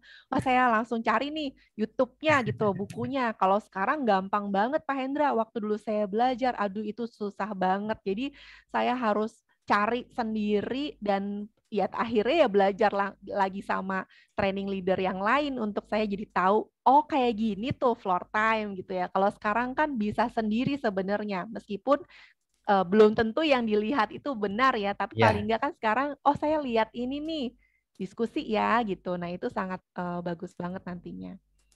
Ini wait, saya mau what menjawab wondering. pertanyaan Ibu Rizani ya. Kenapa Pak? Wait, what wondering. Ya, jangan lupa Ya, ya. Itu yang paling penting. betul, wait, watch, and wondering, betul. Menunggu, amati, dan mengkira-kira apa ya yang ada di pikirannya si anak. Kalau anaknya sudah kooperatif, apakah metode floor time ini bisa dikombinasi dengan metode yang lain? Bisa sekali Ibu Rizani. Eh, saya saya punya sertifikasi yang lain tidak hanya floor time. Tapi dengan floor time itu kayak jembatan saya untuk lebih cepat kayak masuk ke pintunya si anak gitu ya. Jadi kalau seringkali tanggapan para orang tua adalah, kok sama Bu Veka cepet ya, kalau sama orang lain tuh lama banget loh gitu. Karena saya pakai floor time tuh cepet banget gitu ya. Mau saya pakai pendekatan untuk trauma, mau saya pakai pendekatan untuk bermain, pakai teraplay misalkan gitu, itu sangat cepet gitu ya. Tapi tadi kalau buat saya tuh metode floor time itu adalah cara kita juga menghormati si anak nih gitu. Anak itu adalah seorang individu ya yang sama seperti kita dan mereka punya banyak kebutuhan juga untuk kita bisa pahami gitu ya. Nah ini dari Bapak atau Ibu Zakia, anaknya ASD 6,5 tahun, senang meniru teman, cowok main perang, berantem, superhero.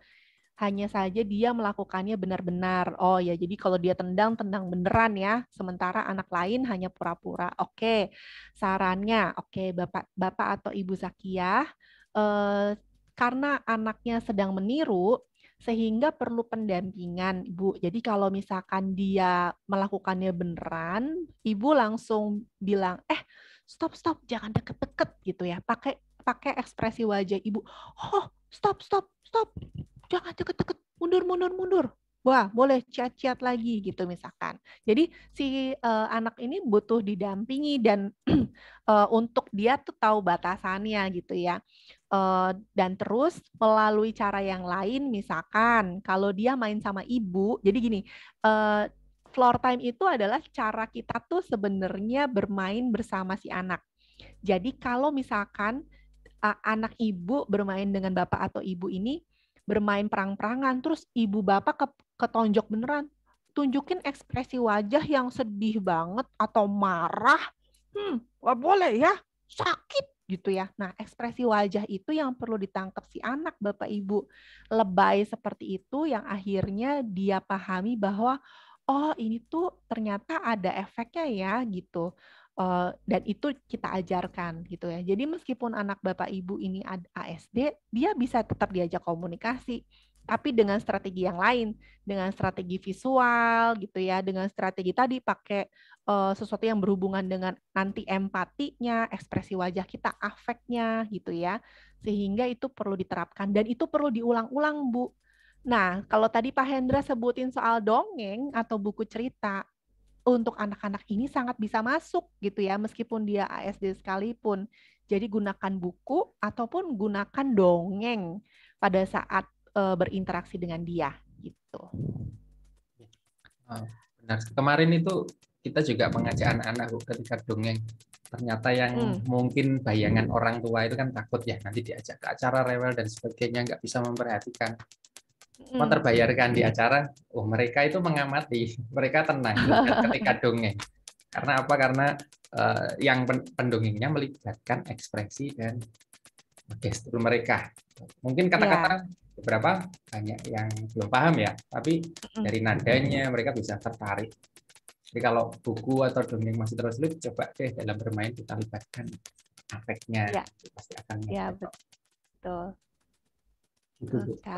Tinggal 5 menit ini gimana? Ya. Apa-apa, ini saya selesaikan. Gitu. Ini ya. jam 8 berapa sih, Pak? 25 itu. 8.22. Oke. Ya. Oh, 8.22. Nggak kerasa ya. Ya, asik ini. Saya bisa sampai jam 9, kalau Bapak Ibu mau nungguin sih nggak apa-apa.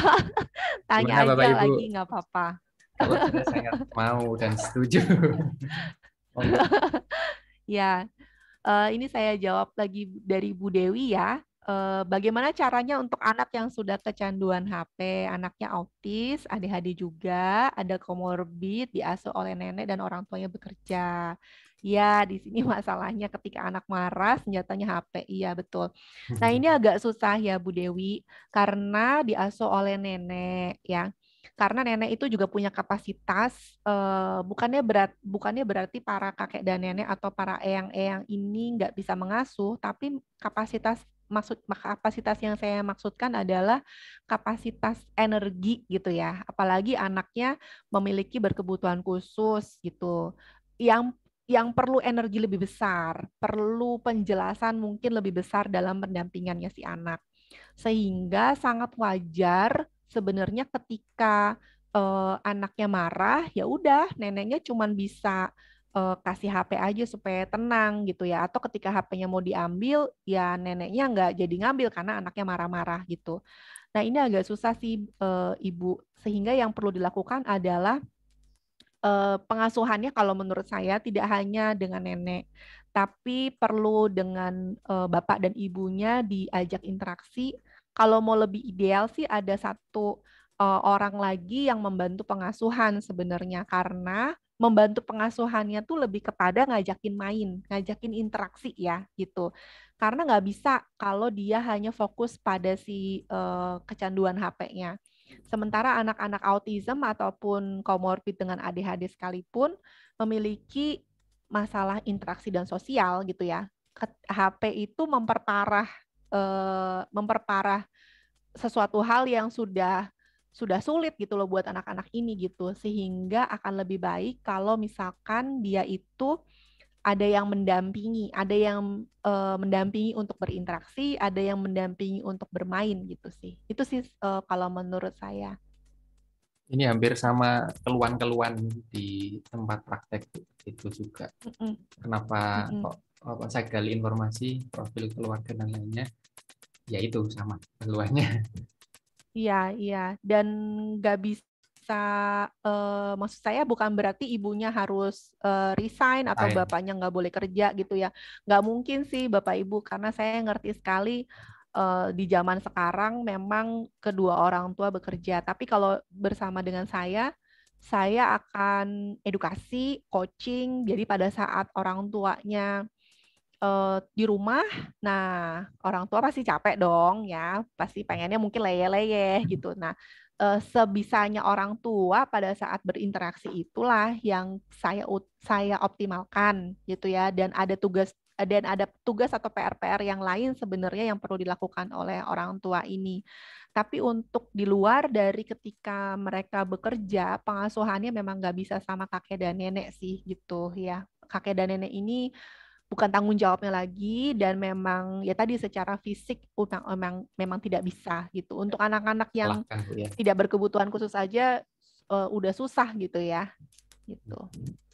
Nah, ini saya bacakan dulu pertanyaan dari Budisa ya. Bercerita atau dongeng juga bisa salah satu aktivitas floor time. Bisa, Bu, bisa sekali gitu. Dimulai dengan Adek mau pilih buku yang mana gitu ya. Oh, misalkan dia pilih yang itu. Oke. Terus kita bisa bacain. Nah, untuk memberikan tantangan pakai cara yang tadi Pak Hendra lakukan, disalah-salahin ceritanya, misalkan supaya dia ada interaksinya lagi, atau jadi supaya dia tuh nggak cuma dengerin kita aja, Bapak Ibu, karena floor time itu fokusnya interaksi.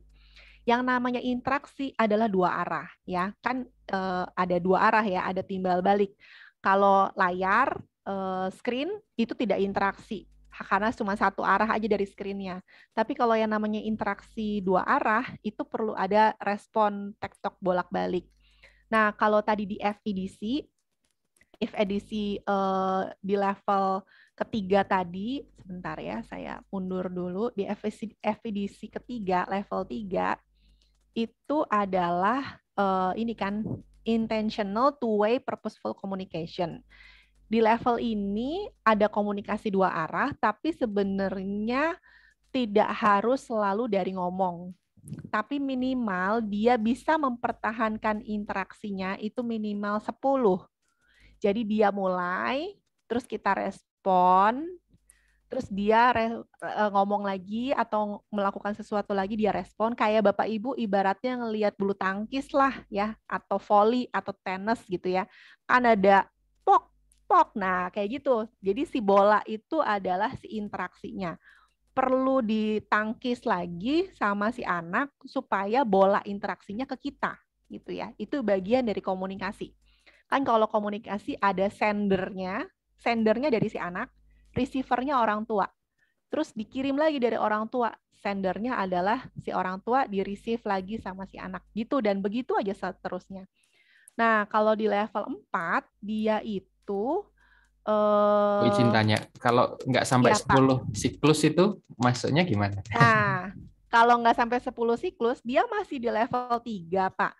Tapi penilaiannya bukan master. Jadi kita bilangnya, oh mungkin butuh support. Jadi kalau butuh support, kitanya membantu gitu ya. Atau tadi perlu dilihat dari level-level bawahnya, Pak. Apakah level engagement-nya, level 2-nya itu nggak bagus-bagus juga. Karena level satunya juga masih banyak support juga nih dari si eh, okupasi terapinya, mungkin kalau dia butuh terapi gitu. Atau kalau belum butuh terapi, berarti dia harus terapi nih. Kalau dia harusnya 3 tahun tuh udah, wow, udah ngobrol gitu ya, udah lebih dari 50 kata dan udah ngobrol, tapi dia 3 tahun belum muncul nih gitu. Nah berarti ada sesuatu tuh Pak gitu. Jadi artinya meskipun dia udah bisa, tapi kita nggak bisa kasih penilaian master gitu. Artinya dia bagus banget gitu nggak bisa gitu ya. Ya, ya. Nah sehingga cara bercerita itu bisa sekali Bu Disa untuk masuk ke floor time ya, tapi Bu Disanya pura-pura nggak ngerti, nunjuk yang salah misalkan gitu ya, supaya anaknya merespon lagi gitu. Nah kalau untuk anak yang belum memahami fungsi atau cara memainkan, itu metode floor time bisa digunakan. Nah ini saya mau kasih lihat video dulu ya. Video ini memang salah saya ambil di YouTube, dan ini adalah ketika si anak memang masih kecil ya. Ibu saya ngambilnya ini bentar. Untuk anak yang masih, kalau saya nggak salah di bawah 3 bulan. Bentar ya, masih loading.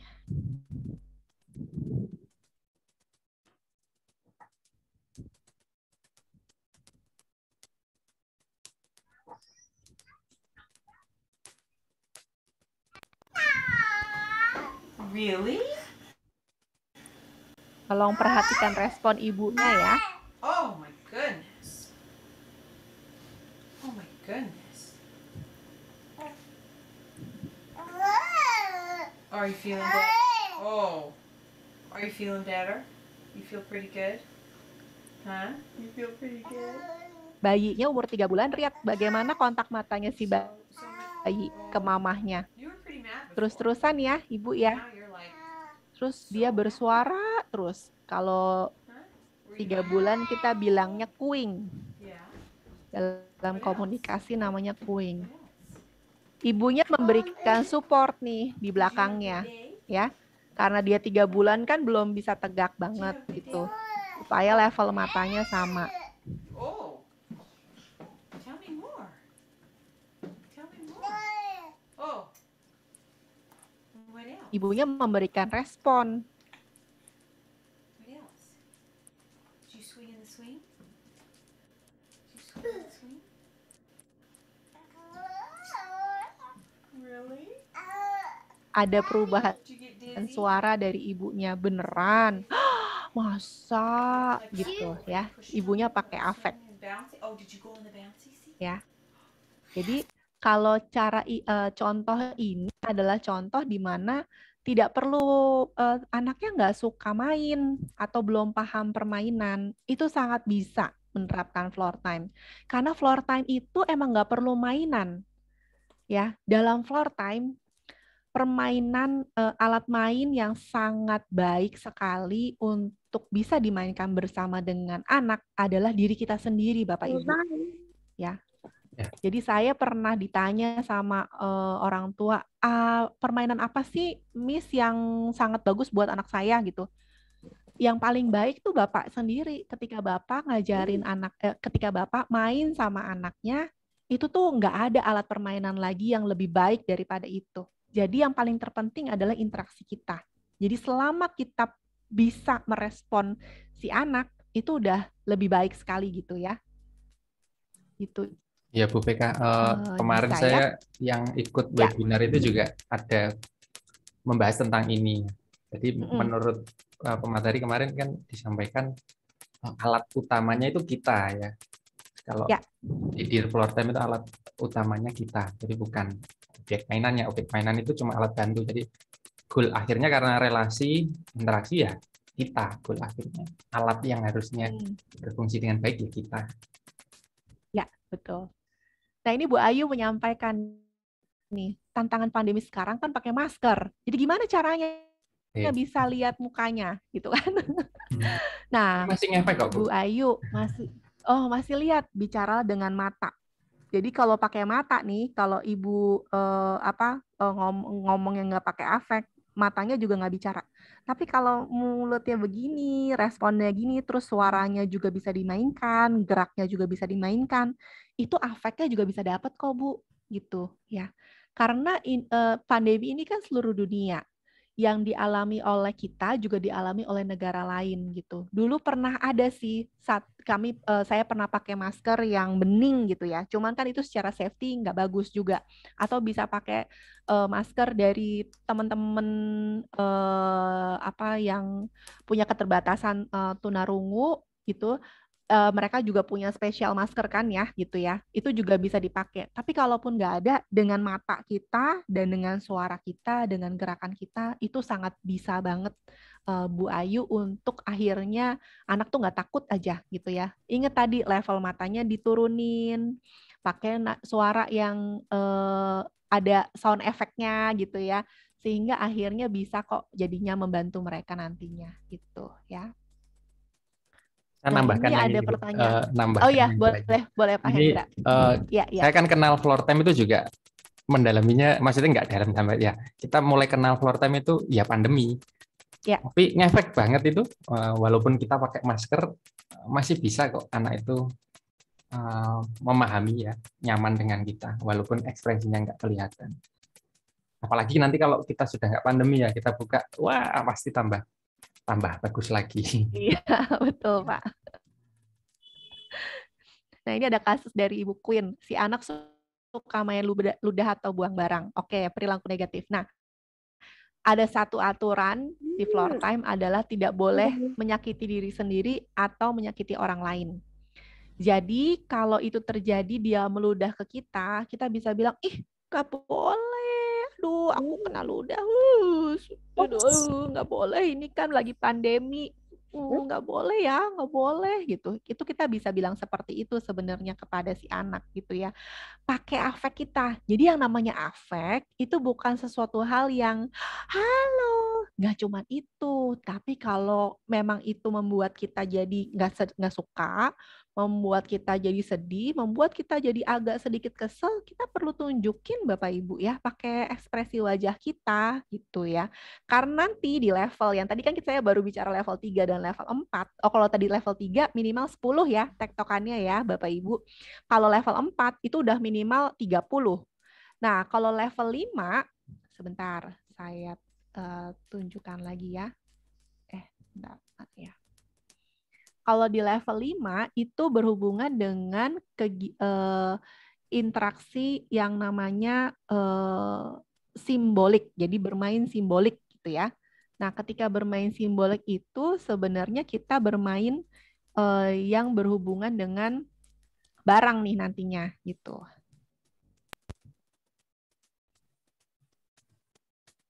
Nah, ini bermain dengan barang gitu ya. Bermainan dengan barang, kalau level 6 ada ide-ide permainan dan dia bisa sambungkan tuh dari satu ide ke ide yang lain gitu ya. Nah, kalau tadi dengan pertanyaan Ibu Queen, kalau anaknya jadi ngeludah atau tadi lempar barang, kita kalau itu menunjukkan suatu hal yang akhirnya jadi destruktif, tadi kalau menurut Pak Hendra, ya udah kita bisa bilang, oh kamu kesel gitu ya, atau kamu nggak mau mainin barang ini, ya udah ditaruh aja, kita taruh gitu misalkan, atau kamu kesel ya, kamu marah gitu ya, kamu nggak suka. Nah ini bagian dari wondering sebenarnya Ibu Queen, apakah dia itu terjadi sesuatu sebelum dia melakukan hal itu wonderingnya kita. Ada apa ya gitu ya, karena tidak semua perilaku itu adalah yang dia mau tampilkan. Bapak Ibu perlu ingat kalau kita ngomongin perilaku atau ngomongin emosi itu tuh kayak kita lihat gunung es. Yang kita lihat belum tentu yang ditampilkan atau dimaksudkan oleh anak. Jangan kita berasumsi duluan gitu ya. Jadi tadi gunakan aja wait, watch, and wondering.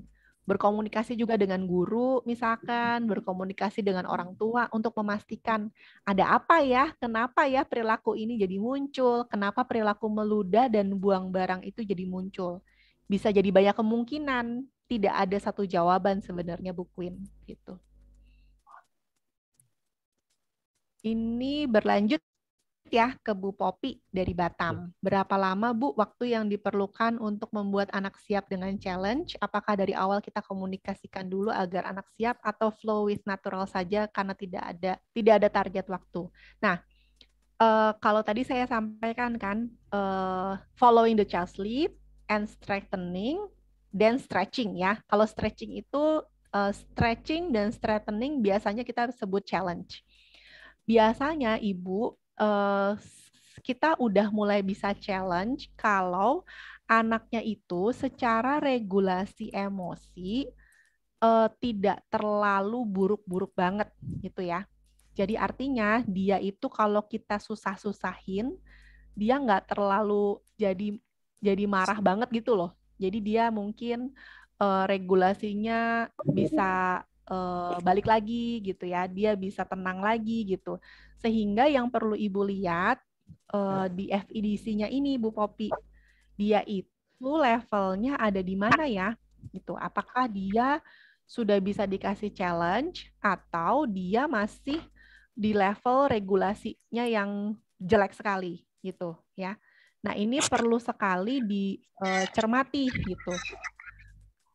Di bukunya di buku yang tadi saya sampaikan yang sudah diterjemahkan itu ada Bu Popi panduan singkatnya. Panduan singkatnya anak ini ada di mana ya gitu. Atau kalau Bu Popi lihat di ICDL, saya tuliskan ya di chat www.icdl.com itu juga bisa www.icdl.com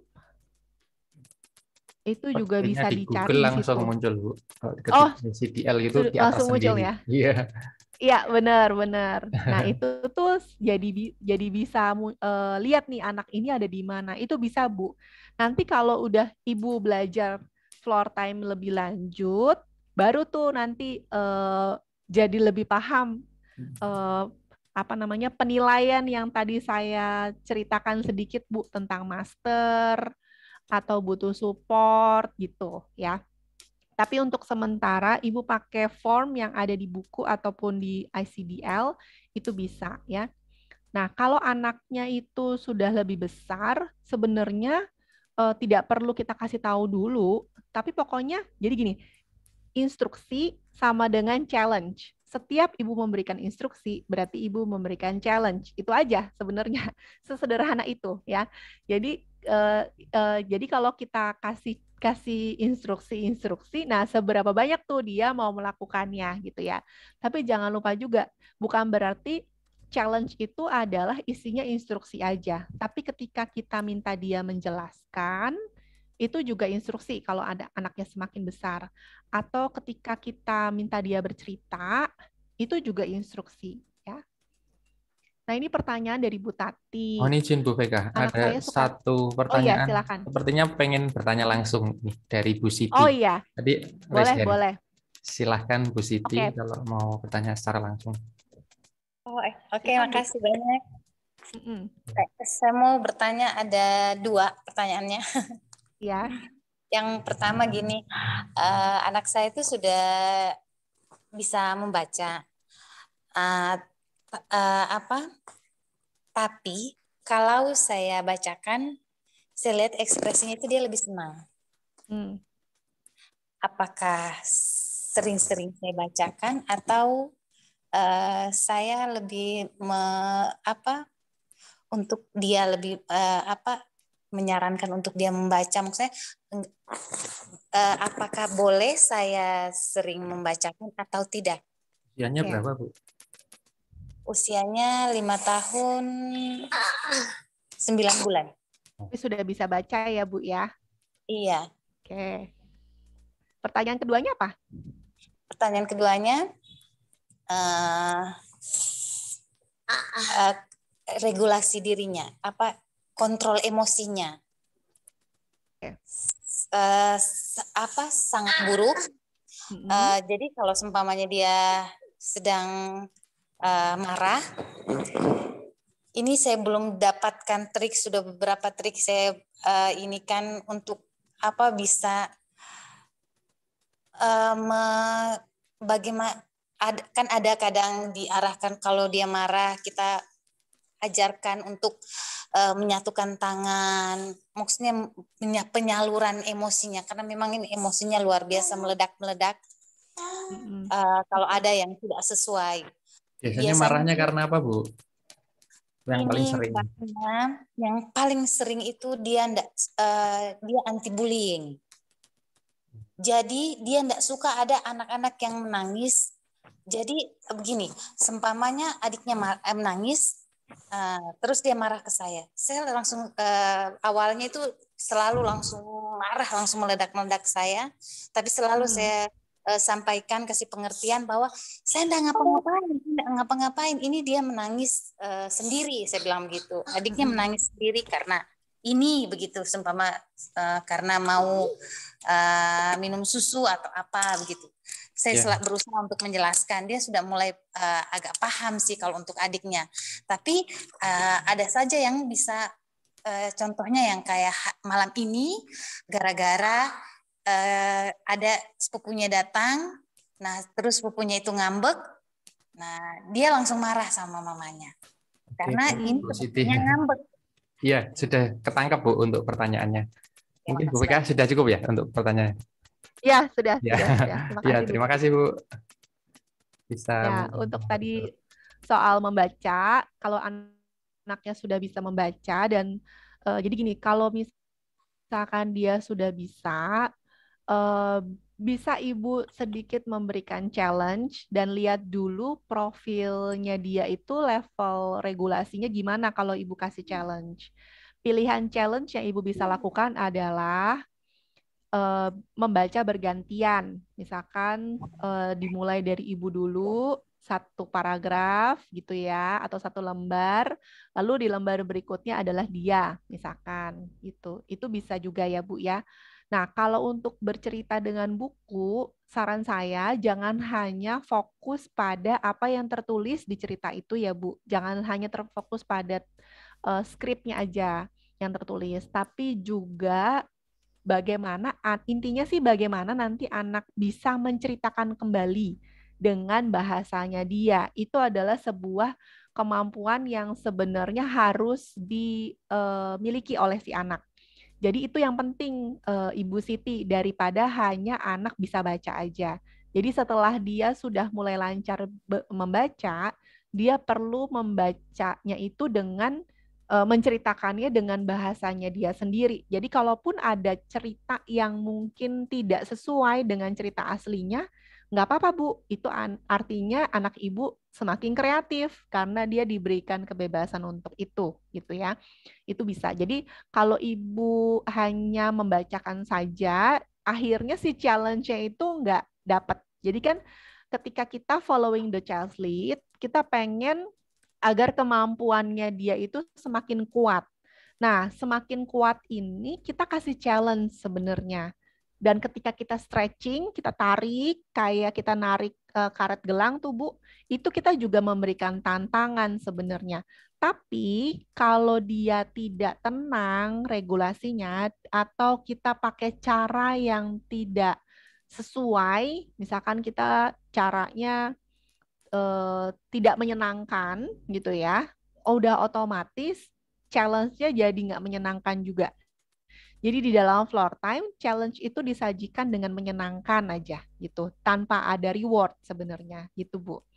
Nah untuk pertanyaan Ibu yang kedua, kalau si anak ini sering mengekspresikan kemarahannya gitu ya, mungkin pada hal-hal yang kita rasa itu harusnya tidak muncul tuh, harusnya biasa aja tuh. Nah, dia itu butuh dijelaskan, Bu, sepertinya. Nah, penjelasan itu akan lebih baik kalau datang dari kita ketika kita juga hatinya sedang ayem nih, hatinya sedang nggak gerusuk, nggak gerasak-gerusuk gitu loh Bu. Hatinya kitanya juga lagi enak nih, regulasi kita enak. Jadi kalau saya ngomongin level 1 regulasi, level 2 engagement, ini nggak cuma ngomongin anak loh Bu ya. Ini juga ngomongin kita sebenarnya sebagai orang dewasa. Karena ini perkembangan yang ada di dalam manusia. Jadi ketika regulasi anak sedang tidak sedang buruk tadi ya, kita kan perlu koregulasi. Tadi saya pakai kata itu ya Bu, koregulasi. Jadi artinya ketika anak sedang meltdown, sedang marah-marah, sedang tantrum, kalau kita marahin, dia akan semakin tantrum Bu. Atau dia akan diem hanya karena dia takut sama kita. Nah itu bukan cara yang baik sebenarnya. Jadi kita nggak bisa memberikan, jadi kita nggak bisa bereaksi. Jadi kita perlu merespon, tapi kita tidak reaktif, ya. Jadi kalau tadi Ibu menceritakan bahwa sayanya jadi marah karena adiknya udah nangis, dianya marah-marah gitu ya, terus mungkin Ibu panik ya, atau Ibu fokusnya sama si adik nih, adiknya kan kenapa nangis, atau Ibu pengen menenangkan si adik. Si kakaknya jadi sebel, jadi marah-marah juga, jadi ibunya juga mungkin jadi bingung juga, dan itu yang kita namakan regulasi ibu juga jadi sedang tidak optimal gitu ya. Sehingga penting sebenarnya untuk kita mengenali pada saat seperti itu gimana caranya kita bisa regulasi kita tenang juga, kita merespon anak, bukan kita bereaksi kepada anak gitu ya. Kalau anak marah, kita marah juga, itu namanya reaktif gitu ya Bapak Ibu.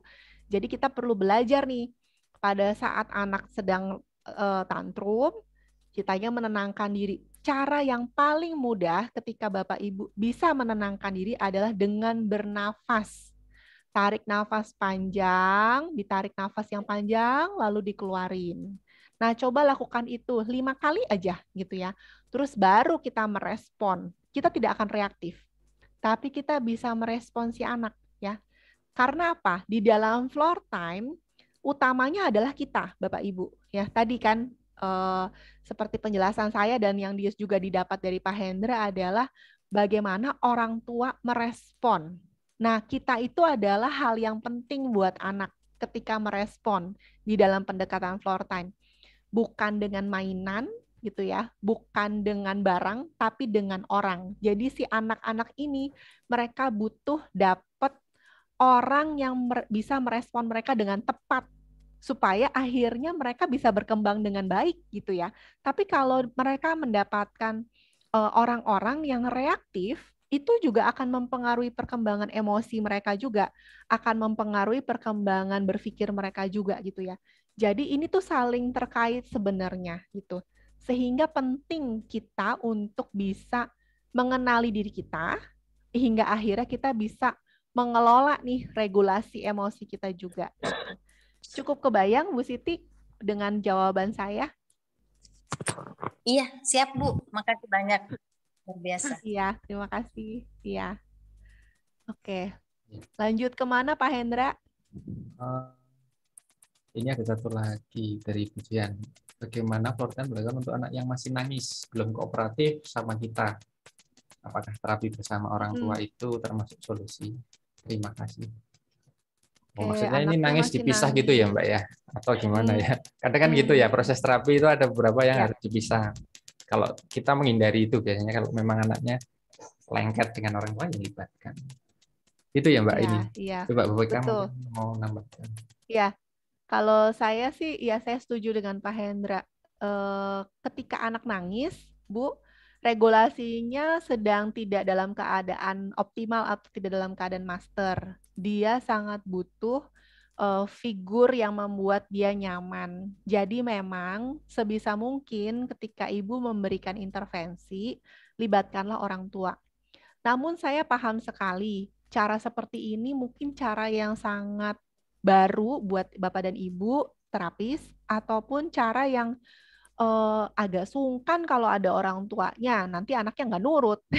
Nah, tapi kan kita mau melakukan pendekatan floor time yang memang bukan nurut nih, Bu. Jadi kalau saya, bisa saja saya nggak langsung pegang anaknya, tapi yang saya suruh ibu bapaknya. Jadi saya bilang, Bu, coba itunya digituin, coba ininya diginiin. Jadi anaknya sama di situ sama ibunya. Tapi yang melakukan intervensinya adalah orang tua. Tapi atas arahannya kita nih. Jadi kita yang banyak nyuruh-nyuruh orang tua untuk melakukannya bersama dengan anak gitu ya. Dengan cara seperti itu bukan berarti Bapak Ibu tidak memberikan intervensi loh ya. Tapi kan Bapak Ibu melakukannya melalui orang tua gitu. Nah, kalau di floor time, tadi kan ada kalimat yang parents is the cornerstone. Artinya orang tua itu adalah kunci dari bagaimana kita mengenali anak. Jadi ketika kita memberikan tips-tips sederhana, cara-cara sederhana yang akhirnya bisa dikerjakan orang tua di rumah, itu perubahan terhadap kemajuan si anak ini juga jadi semakin besar. Jadi saya akan lebih banyak mendorong Bapak Ibu sekalian untuk memberikan tips-tips praktis itu kepada orang tua. Jangan khawatir kalau orang tua akan meniru apa yang Bapak Ibu lakukan di dalam ruangan ketika bersama dengan anak. Jangan khawatir karena ilmunya kan ada di Bapak dan Ibu. Jadi mereka merepetisi, orang tua merepetisi supaya latihan di rumah gitu ya. Tapi kenapa ini begini, kenapa ini begitu, kan lebih banyak Bapak Ibu terapis sebenarnya yang paham gitu. Jadi selalu dorong orang tuanya untuk diskusi ya. Tadi kalau di floor time tuh kita kerjanya bareng-bareng, jadi nggak bisa kerjanya sendiri dan kita perlu saling diskusi dan bekerja sama sebenarnya gitu. Itu penjelasan saya sih Pak Hendra. Ya, jadi cari why-nya dulu, nangisnya kenapa gitu Bu ya. Kalau lengket sama orang tua, libatkan orang tua. Kalau belum nyaman regulasinya, ya ditenangkan dulu, dinyamankan dulu. Ya, proses adaptasi di awal itu juga penting. Kadang dari awal sudah dipaksa dan menangis, nanti selanjutnya akan lebih sulit lagi. Mending kita sabar di awal, pelan-pelan, nyamankan. Insya Allah nanti kedepannya akan lebih enak daripada langsung dipisah gitu ya. Iya, betul. Dan selalu jelaskan sih Bu, jadi jangan khawatir kalau kalau anaknya nangis saya nggak bisa ngapa-ngapain dong, saya nggak ngasih apa-apa nih gitu. Bapak Ibu terapis mungkin memikirkannya seperti itu. Tapi yang Bapak Ibu bisa berikan kan, PR di rumah ya gitu. Atau kalau sekarang tolong di videoin, nanti saya lihat, kita diskusi. Itu juga bagian dari intervensi yang diberikan oleh Bapak Ibu nantinya gitu. Melalui orang tua, jangan lupa ya, berarti Bu Vika ya. Ya. Libatkan selalu orang tua, terutama untuk yang self regulasinya masih belum bagus. Sudah terjawab semua sepertinya Bu Vika untuk pertanyaan-pertanyaan. Iya, terima kasih banyak untuk waktunya Bu Vika. Pas sekali jam 9 malam. Semua pertanyaan sudah terjawab. Pastinya sebenarnya masih banyak ya yang ingin ditanyakan, tapi berhubung waktunya sudah jam 9 malam, Bu Vika juga mau istirahat. Sesi sharing malam hari ini tentunya kita cukupkan. Sebelum kita tutup, nanti mungkin saya minta foto bersama dulu, bisa di-on-kan untuk kameranya dari teman-teman semuanya. Dan setelah foto nanti minta ini Bu Vika untuk memberikan closing statement. Oke, baik. Ya, bisa di-on-kan dulu ya teman-teman untuk semua kameranya. Saya tunggu.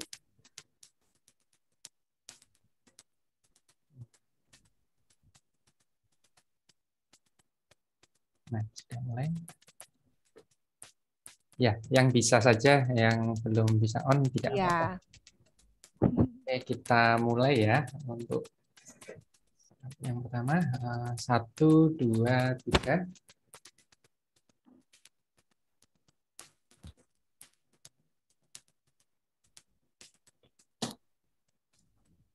Ya. Boleh sambil bergaya ya. Ini mungkin minta lap aja ya, lap gitu ya. Tangannya di depan kamera. Ini ya. Oke, siap ya. Oh, ini sarangnya kalau Bu Vika ya. Oke, ya kita sarangnya ya. Seperti Bu Vika. Maaf saya tangan kiri soalnya. Nanti susah Pak Hendranya. Oke, 1, 2, 3.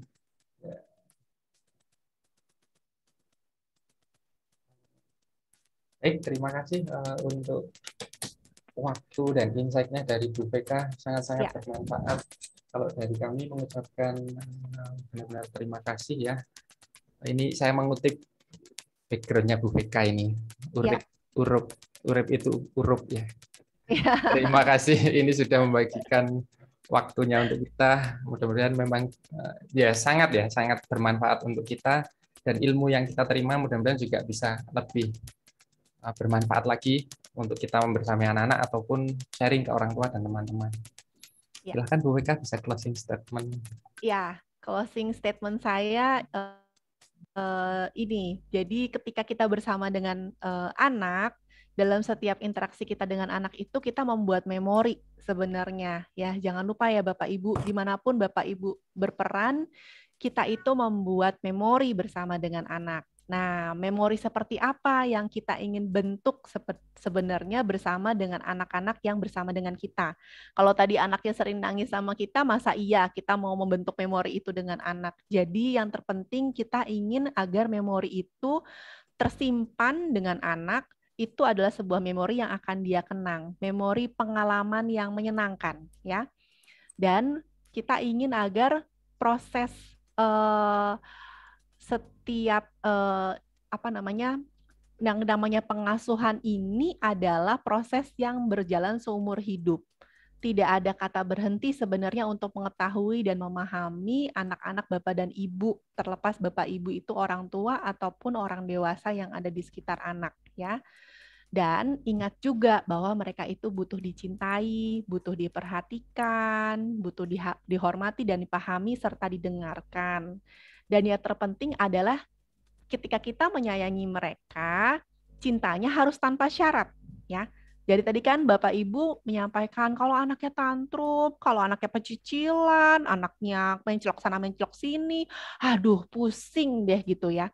Nah, itu membuktikan nantinya di manakah kita pada saat susah, di manakah kita pada saat mendampingi mereka saat mereka lagi sedih, lagi berduka, artinya lagi tantrum, itu kita ada di mana?